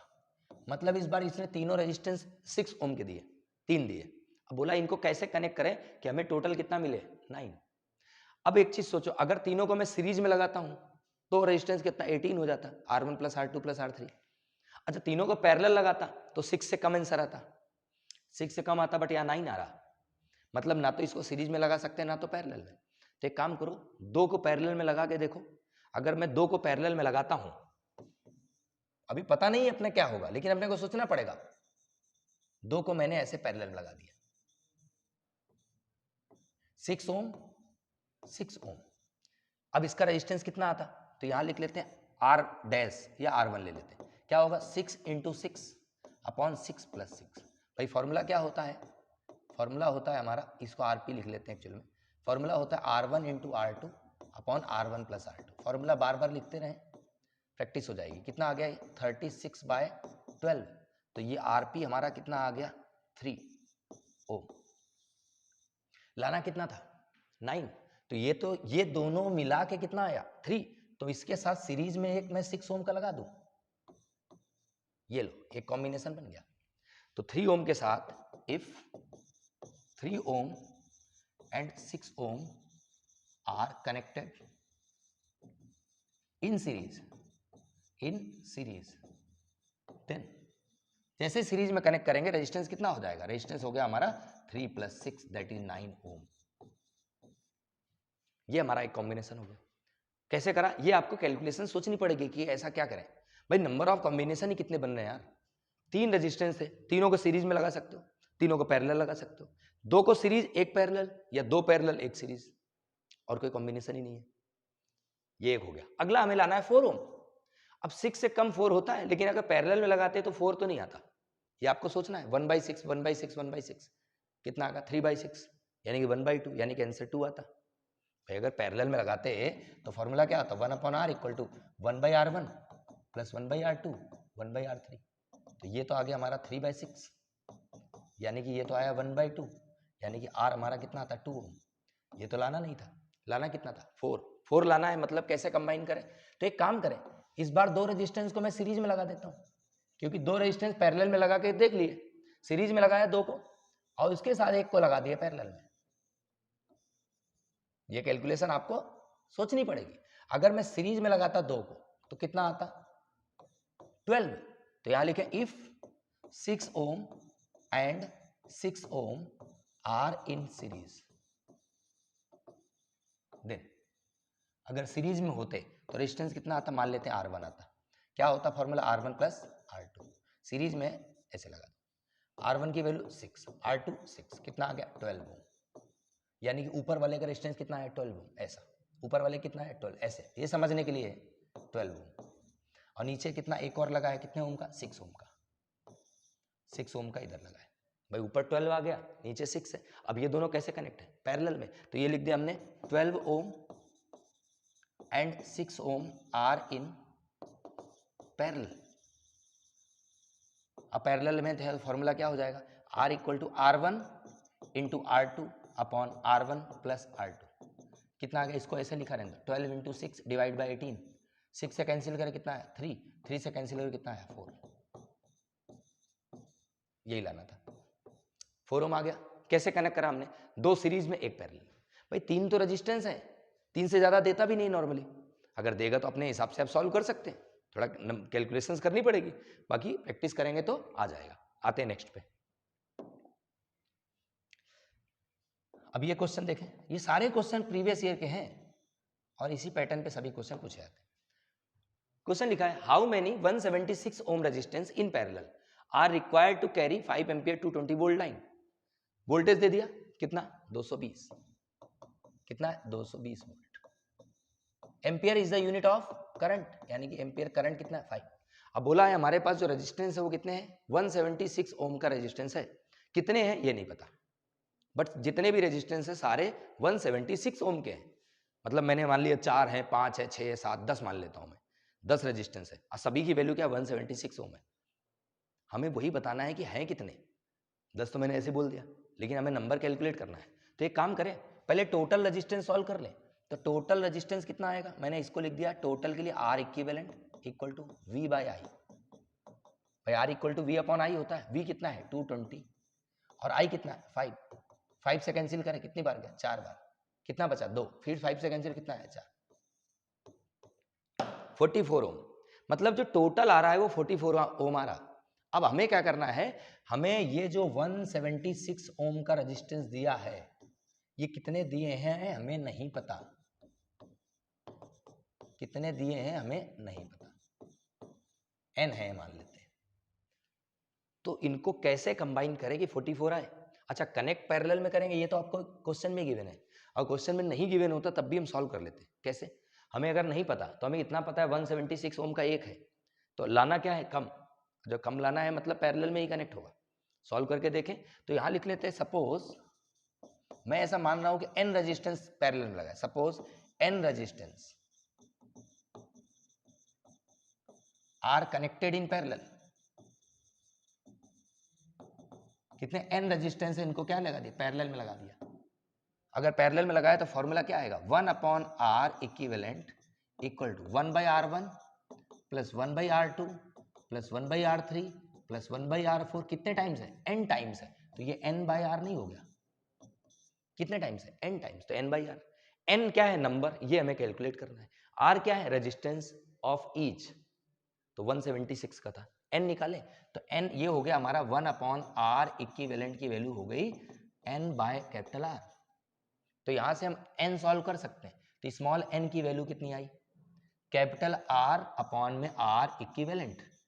कैपिटल R मतलब जो रेजिस्टेंस दिए थे, ये सारे है ना 176 176 176, ये सारा 176 मतलब R की वैल्यू कितनी आएगी 176, डिवाइड में R इक्विवेलेंट कितना आया था 44, 44 से डिवाइड करें कितना आया 88, 88 टू जा 176, यानी कि 4। कितने हैं 4 रेजिस्टेंस हैं, अगर इनको पैरेलल में लगाओगे तो हमारे पास जो रिजल्ट आएगा वो 44 आएगा। आप करके देख सकते हो, 4 रेजिस्टेंस 176 ओम के लेना, उनको पैरेलल में लगाना, आंसर 44 ही आएगा। मतलब अगर वोल्टेज और करंट गिवन है, ये रेजिस्टेंस निकाला टोटल 44 आया, 176 ओम के रेजिस्टेंस दिए थे, ऐसा कैसे कंबाइन करें, सॉरी ये नहीं पूछा कितने कंबाइन करें पैरेलल में कि 44 आए। तो हमने क्या करा पैरेलल में कंबाइन कर दिया, n बाई आर कितने थे n थे, तो n की वैल्यू मैंने सॉल्व कर। ठीक है नेक्स्ट पे आते हैं। नेक्स्ट हमारा क्वेश्चन क्या है, हीटर का क्वेश्चन गिवन है। An electric heater of resistance 8 ohm draws 15 ampere. Question क्या है, an electric heater of resistance 8 ohm draws 15 ampere from the service mains in 2 hours. पहले गिवन लिख लें, calculate the rate at which the heat developed in the heater. Given क्या क्या है इसमें, सबसे पहले रेजिस्टेंस दिया है, आर की वैल्यू कितनी हो गई 8 ओम, ड्रॉज द करंट लिखा है आई इक्वल टू कितना हो गया 15 एम्पियर। इसके बाद from the service mains in 2 hours, time दे दिया आपको 2 आवर, और कुछ बोला है कैलकुलेट द रेट। रेट का मतलब होता है डिवाइड बाय टाइम। जब भी कभी आपको रेट मिले, जैसे इलेक्ट्रिक करंट का डेफिनेशन पढ़ा था, करंट का डेफिनेशन आया था rate of flow of charge, यानी कि चार्ज अपॉन टाइम। तो वही इन्होंने क्वेश्चन में क्या बोला है, calculate the rate at which heat is develop. तो हीट बताना है बट रेट, रेट मतलब टाइम, हीट अपॉन टाइम। और हीट अपॉन टाइम को हम क्या लिखते थे power, P equal to W by T, W मतलब एनर्जी, एनर्जी मतलब heat, P equal to W by T या हीट अपॉन टाइम। तो पावर निकाल लें तो पावर तो इजीली आ जाएगा। कैसे भाई, पावर हमारा क्या होता है V इंटू आई। V कैसे लाएं, तो R और I पता है तो V आ जाएगा, V equal to I R लिख दो। I की वैल्यू कितनी है 15, R की वैल्यू कितनी 8, कितना आ गया 120 volt. V equal to I R लगा दिया, I इंटू आर 120 वोल्ट। अब हमें क्या लेना है पावर, तो पावर क्या होता है वी स्क्वायर बाई आर लगा दो, वोल्टेज पता है तो वी स्क्वायर बाई आर लगा दो। वैसे तो आई स्क्वायर इंटू आर भी लगा सकते थे, बाकी वी स्क्वायर बाई आर लगा दिया तो ये भी लगा लो। वी स्क्वायर मतलब वोल्टेज का स्क्वायर, 120 इंटू 120, स्क्वायर मतलब 2 बार, और रेजिस्टेंस की वैल्यू कितनी 8। कैंसिल करें 8, इसको कैंसिल करो 4 से, 2 बार गया, 4 से कैंसिल करो 3 बार गया, 30 आया। 2 से कैंसिल करो कितना आया 15, और 15 इंटू 2 कितना हुआ 30, और एक जीरो था, एक जीरो था, यानी कि पावर कितना है 300 वॉट। चेक कर लेंगे एक बार वापस से, कैलकुलेशन एरर नहीं होनी चाहिए। V square by R, voltage कितना था, V equal to I R लगाया, आई की वैल्यू कितनी 15, आर की वैल्यू 8, 15 इंटू 8 कितना 120, ठीक है। अब 120 का स्क्वायर करा, 120 इंटू 120, और रेजिस्टेंस की वैल्यू कितनी थी 8 ओम। 8 से कैंसिल करो, देखो 12 12 144, 144 के 8 से कैंसिल करो। आंसर में कुछ एरर है, ध्यान नहीं दिया क्या अपन ने। 120, ये इसको मैंने क्या कहना 120 लिखा इंटू 120 लिखा और डिवाइड बाय 8 लिखा। 4 से कैंसिल करा 2 आया, और 4 से कैंसिल करा 3 आया, 2 से कैंसिल करा कितना है 15 आया, 15 इंटू 12 था, वही मैं बोल रहा था कुछ गड़बड़, ध्यान नहीं दिया अपन ने। 15 इंटू 2 कर दिया, 1 ये नहीं ध्यान दिया था, इसको थोड़ा चेंज करेंगे। वही मैं बोल रहा हूँ कि आंसर अजीब आ रहा। हाँ तो कहाँ पर थे 15 इंटू 120 था, 15 इंटू 120, तो 15 का मल्टीप्लाई कर दे, 15 का 0 मल्टीप्लाई 0 आया, 15 का मल्टीप्लाई 2 में करो कितना आया 30, 30 मतलब 0 लिखे, 3 कैरी, 15 बन जा 15 और 3 18 वॉट। ये 2 1 मिसिंग था, 1 ध्यान नहीं गया, मैं 2 पे आ गया था, तो कितना आया answer 1800 what, that is the result. आते हैं नेक्स्ट पे। यही कैलकुलेशन का आपको भी ध्यान रखना पड़ता है, मिस्टेक्स हैं, सभी लोग ध्यान रखेंगे तो बेटर रहेगा, जल्दी जल्दी करेंगे तो हो गया फिर, इसीलिए थोड़ा सा ध्यान रखते हुए सॉल्व करना है, गलतियां सभी से होती है। आते हैं calculate current from the circuit. अब इस सर्किट में आपको क्या कैलकुलेट करना है करंट। करंट कैलकुलेट करने के पहले आपको पता होना चाहिए कि इसका रेजिस्टेंस क्या है। द वोल्टेज पता है V कितना है 5। अगर हमें कहीं से रेजिस्टेंस पता चल जाए तो करंट आएगा I equal to V by R से, ये फॉर्मूला लगेगा, ये क्लियर है। आर कैसे लाए, तो आर यहां से दिख रहा, अब यहां से करंट गया आई, जैसे यहां पे गया अब करंट क्या होगा 2 पार्ट में डिवाइड होगा। करंट जब कभी दिखे ना तो बिल्कुल ये सोच के चलना कि वाटर फ्लो कर रहा है, पानी जा रहा है, अब पानी जैसे जाएगा ऐसे जा रहा पानी। यहाँ पे 2 पाइप थे, एक इधर एक इधर, तो पानी क्या हो 2 पार्ट में डिवाइड हो जाएगा, एक इधर जाएगा एक इधर जाएगा, इक्वल डिवाइड होगा ऐसा नहीं है भाई, यहाँ का रेजिस्टेंस ज्यादा है यहाँ का कम है, जहाँ का रेजिस्टेंस ज्यादा होगा वहाँ करंट कम जाएगा, और जहाँ का रेजिस्टेंस कम होगा वहाँ करंट ज्यादा जाएगा। तो फिलहाल तो हमें यहाँ पर करंट की बात कर रहे हैं, तो ये करंट ऐसे डिवाइड, ये ऐसे करंट गया, अब वही करंट इधर आएगा। सेम करंट अगर पास होता है तो they are connected in series. तो ये क्लियर हो गया, 6 ohm and 3 ohm are connected in series, तो लिखा 6 ohm and 3 ohm are connected in series. Direct आप ये नहीं सोचना कि ये दोनों में करंट अलग गया है तो पैरेलल में लग गए ना भाई, ये पैरेलल में इसके साथ ये सीरीज में था, पहले सीरीज सॉल्व करते हैं, इसके बाद जो आएगा उसके साथ ही पैरेलल आएगा।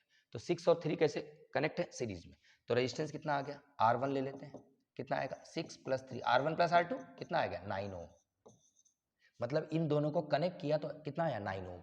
सॉल्व करके इसको देख लेते हैं, 9 ओम बना, मैं इसको रफ कर देता हूं ऐसा, मैंने यहां पे क्या करा है 9 ओम का रेजिस्टेंस ऐसे लगा दिया,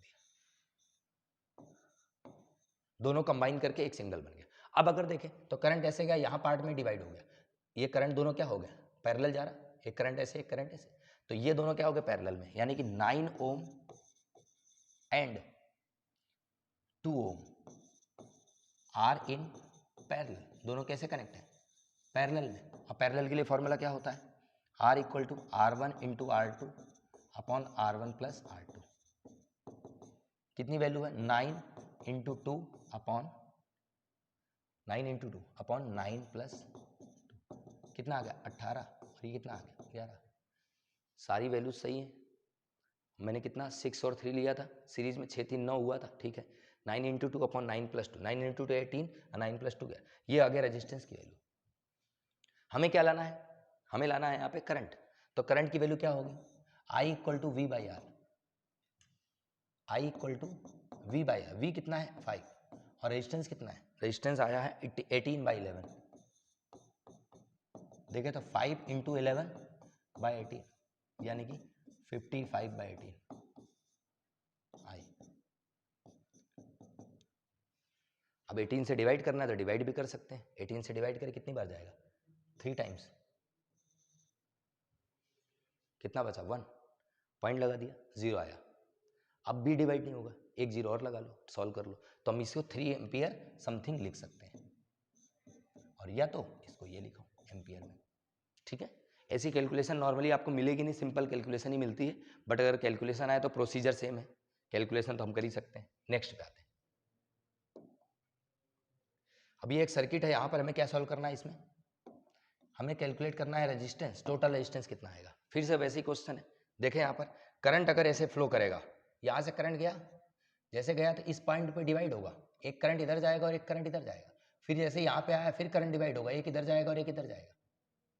अब अगर ध्यान दें तो ये दोनों कैसे कनेक्ट है? सेम करंट जाएगा दोनों में, तो दोनों कैसे कनेक्ट है? सीरीज में। तो 4 और 2 कितना हो गया? सीरीज में कितना हो गया? 6। ये अपने को ऐसे ही सॉल्व करना है। 4 और 2 कितना हो गया? 6, यानी कि इनको मिला के एक बना दे, तो ये कुछ सर्किट ऐसा हो जाएगा।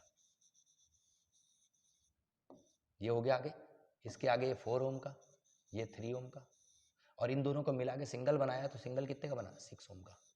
4 और 2 6 ओम। ये कितना था? 3 ओम। ये कितना था? 4 ओम। और ये कितना है? 3 ओम। और ये कितना है? 4 ओम। ऐसा हो जाएगा सर्किट। कितना हो गया? 6। अब अगर ध्यान से ये आप लैंग्वेज में लिखते जाएंगे, 2 ohm and 4 ohm are connected in series. यहाँ लिखा 2 ohm and 4 ohm are in series. ये पहला पॉइंट हो गया। सीरीज में होता रेजिस्टेंस कितना आ गया? रेजिस्टेंस आ गया हमारा R1, कितना आया? 2 + 4 दैट इज 6 ओम। अब अगले लाइन पे आते हैं। अब देखिए, अगर तो करंट ऐसे जा रहा था, फिर इधर गया, फिर इधर डिवाइड हुआ। देखो करंट ऐसे गया, जैसे ही इस पॉइंट पे आएगा करंट डिवाइड होगा, एक करंट इधर जाएगा और एक करंट इधर जाएगा। फिर ये आगे करंट गया तो इस पॉइंट पे फिर से डिवाइड हुआ, एक करंट इधर गया और एक करंट इधर गया, वही करंट इधर जाएगा। मतलब ये 6 और 3 आर कनेक्टेड इन पैरेलल। तो यहाँ लिखा 6 ohm and 3 ohm are in parallel.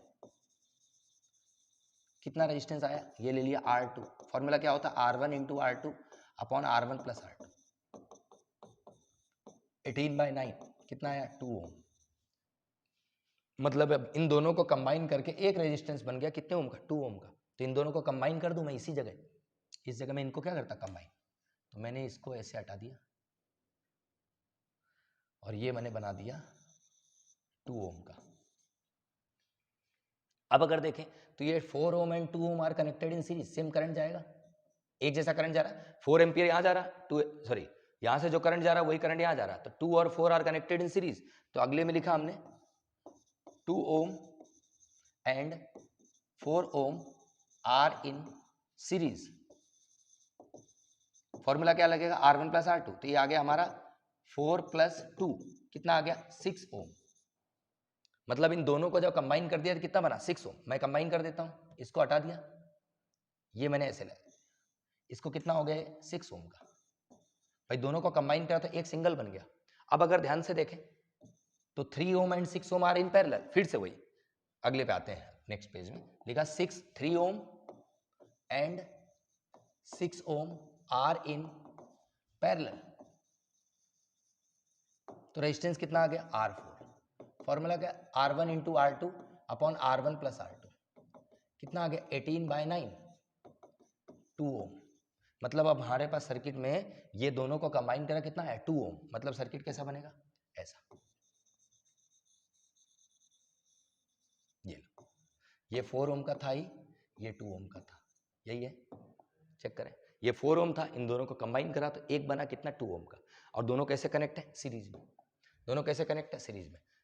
So 4 ohm and 2 ohm are in series, are in series. Current ऐसे जाएगा, वही करंट इधर जाएगा। तो सीरीज के लिए फॉर्मूला क्या होता है? R1 प्लस R2, 4 + 2 कितना आ गया? 6 ओम। तो इसको बहुत सिंपली सॉल्व कर सकते हैं। डायरेक्ट सॉल्व करते कैसे करते हैं? देखो 4 and 2 are connected in series, कितना हो गया? 6। 6 and 3 are connected in parallel, 6 into 3 upon 6 + 3, R1 into R2 upon R1 plus R2। ये 6 था, ये 3 था। 6 इंटू 3 डिवाइड बाई 6 प्लस 3 कितना आता है 2। 2 आ गया। इन तीनों को कंबाइन करने के बाद 2 आया। ये 2 और 4 कनेक्टेड इन सीरीज कितना हो गया 2 प्लस 4 6। ये 6 आ गया। 6 एंड 3 कनेक्टेड इन पैरेलल कितना आया फिर 2 आया। और 2 and 4 are connected in series कितना आया 6। ये हमारा सॉल्व करने का तरीका, मैंने आपको पूरा सॉल्व करने का मेथड बता दिया है। आते हैं नेक्स्ट क्वेश्चन पे।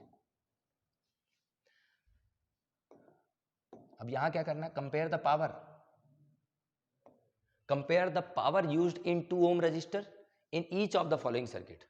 किसमें, देखो 2 ओम में पावर आपको कैलकुलेट करना है, कंपेयर करना है। जब 6 वोल्ट की बैटरी हो in series with 1 ohm and 2 ohm resistor, मतलब 1 ओम और 2 ओम रजिस्टर को हमने कैसे लगा दिया सीरीज में। 1 ओम और कितना है 2 ओम सीरीज में लगाया। देखो पहला लिखा ना 6 volt battery is connected in series with, series में इसके साथ सीरीज में मैंने कितने 6 वोल्ट की बैटरी लगा दी। कितने वोल्ट की 6 वोल्ट की। अब आपसे पूछा इन्होंने compare the power used in 2 ohm resistor, तो 2 ओम में पावर निकाल लें। तो पावर कैसे आएगी, पावर आएगी V स्क्वायर बाय R भी होता है और I स्क्वायर R भी होता है। एक काम करें, टोटल रेजिस्टेंस कितना आएगा पहले केस में,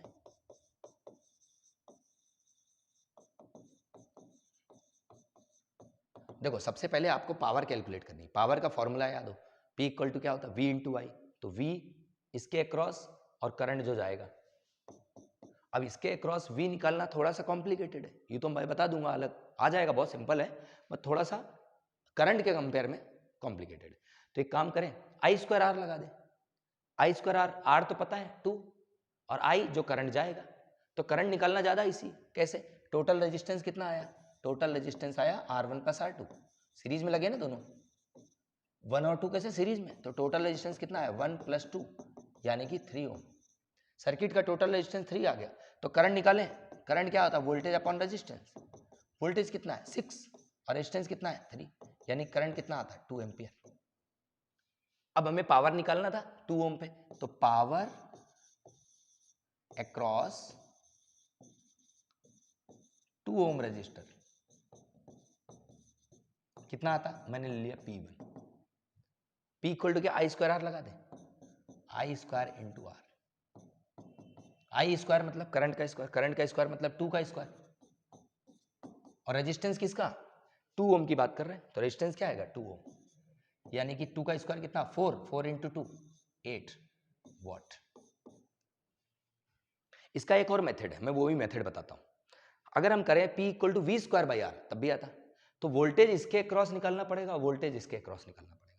मैं कंसीडर कर रहा हूं कि यहां पर जो वोल्टेज गया दूसरे वाले में, देखो वोल्टेज तो अलग अलग हुआ, पैरेलल सीरीज में वोल्टेज अलग अलग होता है, तो इसमें वोल्टेज कितना गया, तो इसमें वोल्टेज निकालना है, तो मैंने ले लिया सपोज V2 गया, ये मैं लिख देता हूं पोटेंशियल ड्रॉप, ये सेकेंड मेथड है, अक्रॉस 2 ओम इज, इसमें वोल्टेज कितना गया, तो मान लिया मैंने कितना गया V1, कितना लिया V1। V इक्वल टू क्या होता है I इंटू आर, कितना होता है I इंटू आर, R1 लिया था इससे मैं रेजिस्टेंस R1 लिया, तो ये हो गया V1। I कितना है, I कितना है 2 एम्पियर, I कितना है तो टोटल 2 एम्पियर करंट गया, और रेजिस्टेंस कितना है इसका 2, यानी कि 4 वोल्ट इसमें जाएगा। इसमें कितना वोल्ट गया 4 वोल्ट, वोल्टेज पता चल गया। पावर निकालना है, पावर का फॉर्मूला क्या होता है V square by R। V square मतलब 4 का स्क्वायर 16 और R कितना है इसका 2, डिवाइड करो कितना आया 8 वॉट। ये दूसरा मेथड हो गया। तो P equal to I square R से भी सॉल्व कर लिया, P equal to V square by R से सॉल्व। और इसमें अगर पूछता तो इसके अकॉर्डिंग रेजिस्टेंस रखते, इसमें पूछा तो इसके अकॉर्डिंग, जो भी जिसमें पूछेगा उसका रेजिस्टेंस रखना है बस। वहां पर भी सेम प्रोसीजर, इसमें वोल्टेज जाता V equal to I R, current I, resistance इसका, फिर फॉर्मूला लगाते। तो ये तो पहला हो गया। सेकंड पूछा है, बोला है 4 volt batteries in parallel with 12 ohm and 2 ओम। अब 12 ओम और 2 ओम के साथ 4 वोल्ट लगाए, कैसे लगाए पैरेलल में, कितने कितने के साथ 12 और 2। तो सेकंड केस हमने ले लिया 12 ओम और 2 ओम, तो ये 2 ओम ले लिया, ये 12 ओम ले लिया, ये कितना है 2 ओम, ये कितना है 12 ओम को पैरेलल में लगाया किसके साथ 4 वोल्ट बैटरी के साथ। ये लो अब पूछा है पावर कितना जाएगा किसमें, 2 ओम पे। पावर का फॉर्मूला क्या होता है, P equal to V square by R और P equal to I square R. तो V square by R use करें ज्यादा बेटर है, क्यों, पैरेलल में पोटेंशियल सेम होता है। 4 वोल्ट यहाँ है तो 4 यहाँ पर भी जाएगा, 4 यहाँ पे भी जाएगा, तो मतलब इसमें वोल्टेज पता है कितना है, 4, डायरेक्ट फॉर्मूले से आएगा। तो 4 का स्क्वायर अपॉन रेजिस्टेंस कितना है 2,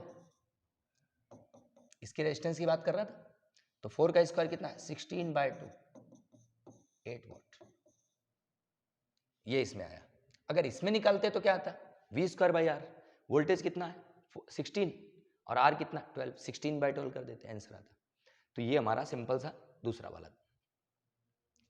आई स्क्वायर आर से भी कर सकते हैं भाई, क्या करते पहले रेजिस्टेंस सॉल्व कर लेते फिर करंट आ जाता, आई स्क्वायर रेजिस्टेंस का मल्टीप्लाई कर देते आई स्क्वायर के साथ, ठीक है। तो ये हमारा सॉल्व। नेक्स्ट बात है,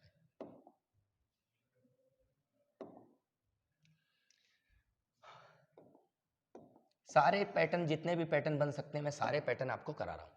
क्वेश्चन है, if the wire has a resistance 10 ohm and it stretches to increase its length 5 times, then calculate the new resistance of the wire. हमें क्या बताया है, वायर का रेजिस्टेंस कितना है 10 ओम है, मतलब एक वायर है जिसका रेजिस्टेंस कितना है 10 ओम है, and it stretches to increase its length 5 times. मैंने उस वायर को खींचा और खींच के उसकी लेंथ कितनी कर दी, 5 गुना, पहले का 5 टाइम्स। तो पहले कितना था, तो पहले मैंने सपोज करा इनिशियल लेंथ कितनी थी L, बाद में रेजिस्टेंस कितना होगा हमें नहीं पता, लेकिन लेंथ पता है, लेंथ बाद में कितनी होगी, पहले का 5 टाइम्स। तो पहले केस की बात करें, इन फर्स्ट केस में रेजिस्टेंस का formula R equal to rho L by A। Second case की बात करें, इन सेकेंड केस में रेजिस्टेंस क्या होगा, R equal to rho L by A। अब ये सोच रहे होगा V equal to I R क्यों नहीं लगाया, क्योंकि वोल्टेज और करंट का कोई टर्म्स ही नहीं दिया था, इसलिए मैं रेजिस्टेंस के फॉर्मूले में जाना पड़ा। अच्छा, रजिस्टिविटी दोनों का सेम रहेगा क्योंकि मटेरियल वही है। अगर कॉपर का वायर था तो उसी को मैंने खींचा, कॉपर के वायर को, तो कॉपर का वायर अगर सेम है, कॉपर ही है, तो रजिस्टिविटी चेंज होगी नहीं, तो रजिस्टिविटी सेम। दोनों डिवाइड कर दें तो रेजिस्टेंस आ जाएगा, सेकेंड बाय फर्स्ट कर देते हैं, सेकेंड बाय फर्स्ट, क्योंकि हमें सेकेंड का सॉल्व करना है। तो ये आगे R2 बाय R1, R2 की वैल्यू क्या है, रो L2 बाय A2, R1 की वैल्यू क्या है, रो L1 बाय A1, रो से रो कट, A1 का मल्टीप्लाई L2 के साथ होगा, तो L2 इंटू A1, और ऐसे मल्टीप्लाई होता है, बाहर बाहर का मल्टीप्लाई और अंदर अंदर का मल्टीप्लाई। A2 का मल्टीप्लाई L1 के साथ होगा, तो ये L1 का मल्टीप्लाई A2 के साथ होगा, हमारे पास ये वैल्यू आ गई। अब प्रॉब्लम ये है कि हमें लेंथ का तो पता है, बट एरिया का क्या होगा क्या पता। तो एरिया का क्या है रिलेशन, हमें इतना पता है कि अगर मैंने ये वायर लिया था, इसका वॉल्यूम जितना भी है, इसको खींच के बढ़ा देंगे तो वॉल्यूम तो वही रहेगा ना, वॉल्यूम चेंज नहीं होगा। मतलब इनिशियल वॉल्यूम और फाइनल वॉल्यूम क्या होंगे, बराबर। तो मैंने लिखा initial volume equal to final volume. हमें सिर्फ इतना बताना है कि एरिया का रेशियो क्या होगा इन टर्म्स ऑफ लेंथ। अगर एरिया लेंथ के टर्म्स में आ जाएगा तो आंसर आ जाए। तो वॉल्यूम का फॉर्मूला होता है एरिया इंटू लेंथ। वॉल्यूम क्या होता है, एरिया इंटू लेंथ। वहां फाइनल वॉल्यूम क्या होगा, एरिया इंटू लेंथ। आ गया यहाँ पे रेशियो, A1 बाई A2 निकालें, कितना आता, A1 बाई A2 की वैल्यू आती है हमारी L2 by L1। A1 by A2 क्या आता, L2 बाई L1। ये वैल्यू पुट कर दो इक्वेशन थर्ड में, put in equation third, put in equation third. जैसे रखा वैल्यू आ गई R2 by R1 equal to L2 by L1, तो L2 बाई L1 था। A1 बाई A2 को भी मैंने लिख दिया L2 बाई L1। ये इंपॉर्टेंट लाइन है, मैंने फर्स्ट लेक्चर में बता रखा है। तो ये आ गया L2 बाई L1 का होल स्क्वायर। अब हमें जो सॉल्व करना है सॉल्व कर ले। लेंथ कितना था 5 टाइम्स, तो 5 L1 और ये L1 L1 है का होल स्क्वायर। L1 से L1 कैंसिल, 5 का स्क्वायर 25। तो रेजिस्टेंस R2 कितना आ गया 25 टाइम्स R1, और R1 की वैल्यू इन्होंने दे रखी थी, कितनी दे रखी थी 10। R1 कितना दिया था देखें, R1 10 दिया हुआ था, तो R1 को मैंने 10 लिख दिया। सॉल्व कर ले, कितना आ गया 250। तो R2 कितना आया 250 ओम। इसको डायरेक्ट कैसे सॉल्व करेंगे वो ध्यान से देखें। क्वेश्चन लिखा हुआ है वायर हैज रेजिस्टेंस 10, मतलब एक वायर है जिसका रेजिस्टेंस 10 ओम है, इन्होंने बोला उसकी लेंथ खींच के हमने 5 गुना कर दी, जितने टाइम्स लेंथ करे उसका स्क्वायर कर दो।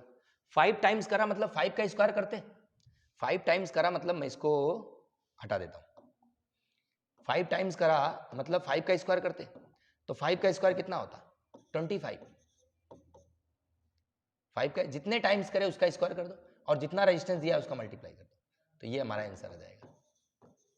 डायरेक्ट समझने के लिए मैंने ऐसा बता रखा है, R2 जो होता है जितना भी जितने टाइम्स करे उसका स्क्वायर और इनटू में इनिशियल वाला रेजिस्टेंस, डायरेक्ट। इससे आप इजीली सॉल्व कर सकते थे। अगर ये सॉल्व करने के लिए आता सिर्फ 1 मार्क्स में, तो 1 मार्क्स में है तो डायरेक्ट लिखना है, और 3 मार्क्स या 5 मार्क्स का आता है तो हमें पूरा प्रोसीजर सॉल्व करना पड़ेगा। आते हैं नेक्स्ट पे, ये वाला तो वही पार्ट था। अब एक क्वेश्चन और है, A wire of resistance 5 ohm is bent in the form of a closed circle। एक वायर है जिसका रेजिस्टेंस कितना है 5 ओम, मतलब ऐसा वायर था, इसका रेजिस्टेंस कितना 5 ओम, इसको क्या करा bent in the form of a close circle. चलो ठीक है, इसको सर्कल में बना लेते हैं ऐसा। बोला find the resistance across the diameter of the circle. Circle के डायमीटर मतलब ऐसे, ओ जस्ट मिनट भाई इधर आजा, कहाँ भाग गया था, जाने थोड़ी नहीं देगा कोई।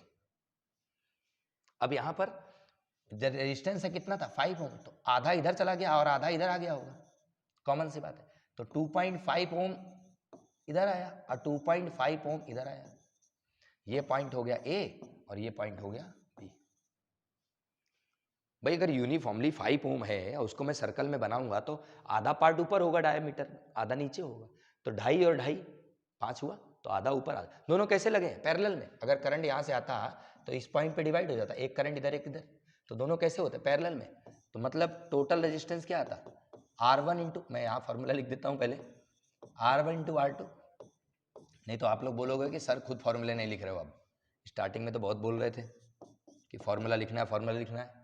तो R1 की वैल्यू 2.5 और R2 की वैल्यू भी 2.5 और divide bye R1 plus R2, 2.5 plus 2.5 कितना आया, ये आया 2.5 इंटू 2.5, सॉल्व नहीं करना अभी, ये हो गया 5, 2.5 से 5 को कैंसिल कितना है 2, अब 2.5 का आधा कितना है 1.25। इतना तो मुझे क्लियर ही पता था, मिनिमम रेजिस्टेंस जो होगा पैरेलल में, मिनिमम जो होगा उससे कम ही आएगा, तो दोनों 2.5 के ही थे, तो आंसर 2.5 से कम आना था। ठीक है, तो ये हो गया एक। अब नेक्स्ट पे आते हैं, नेक्स्ट क्या है,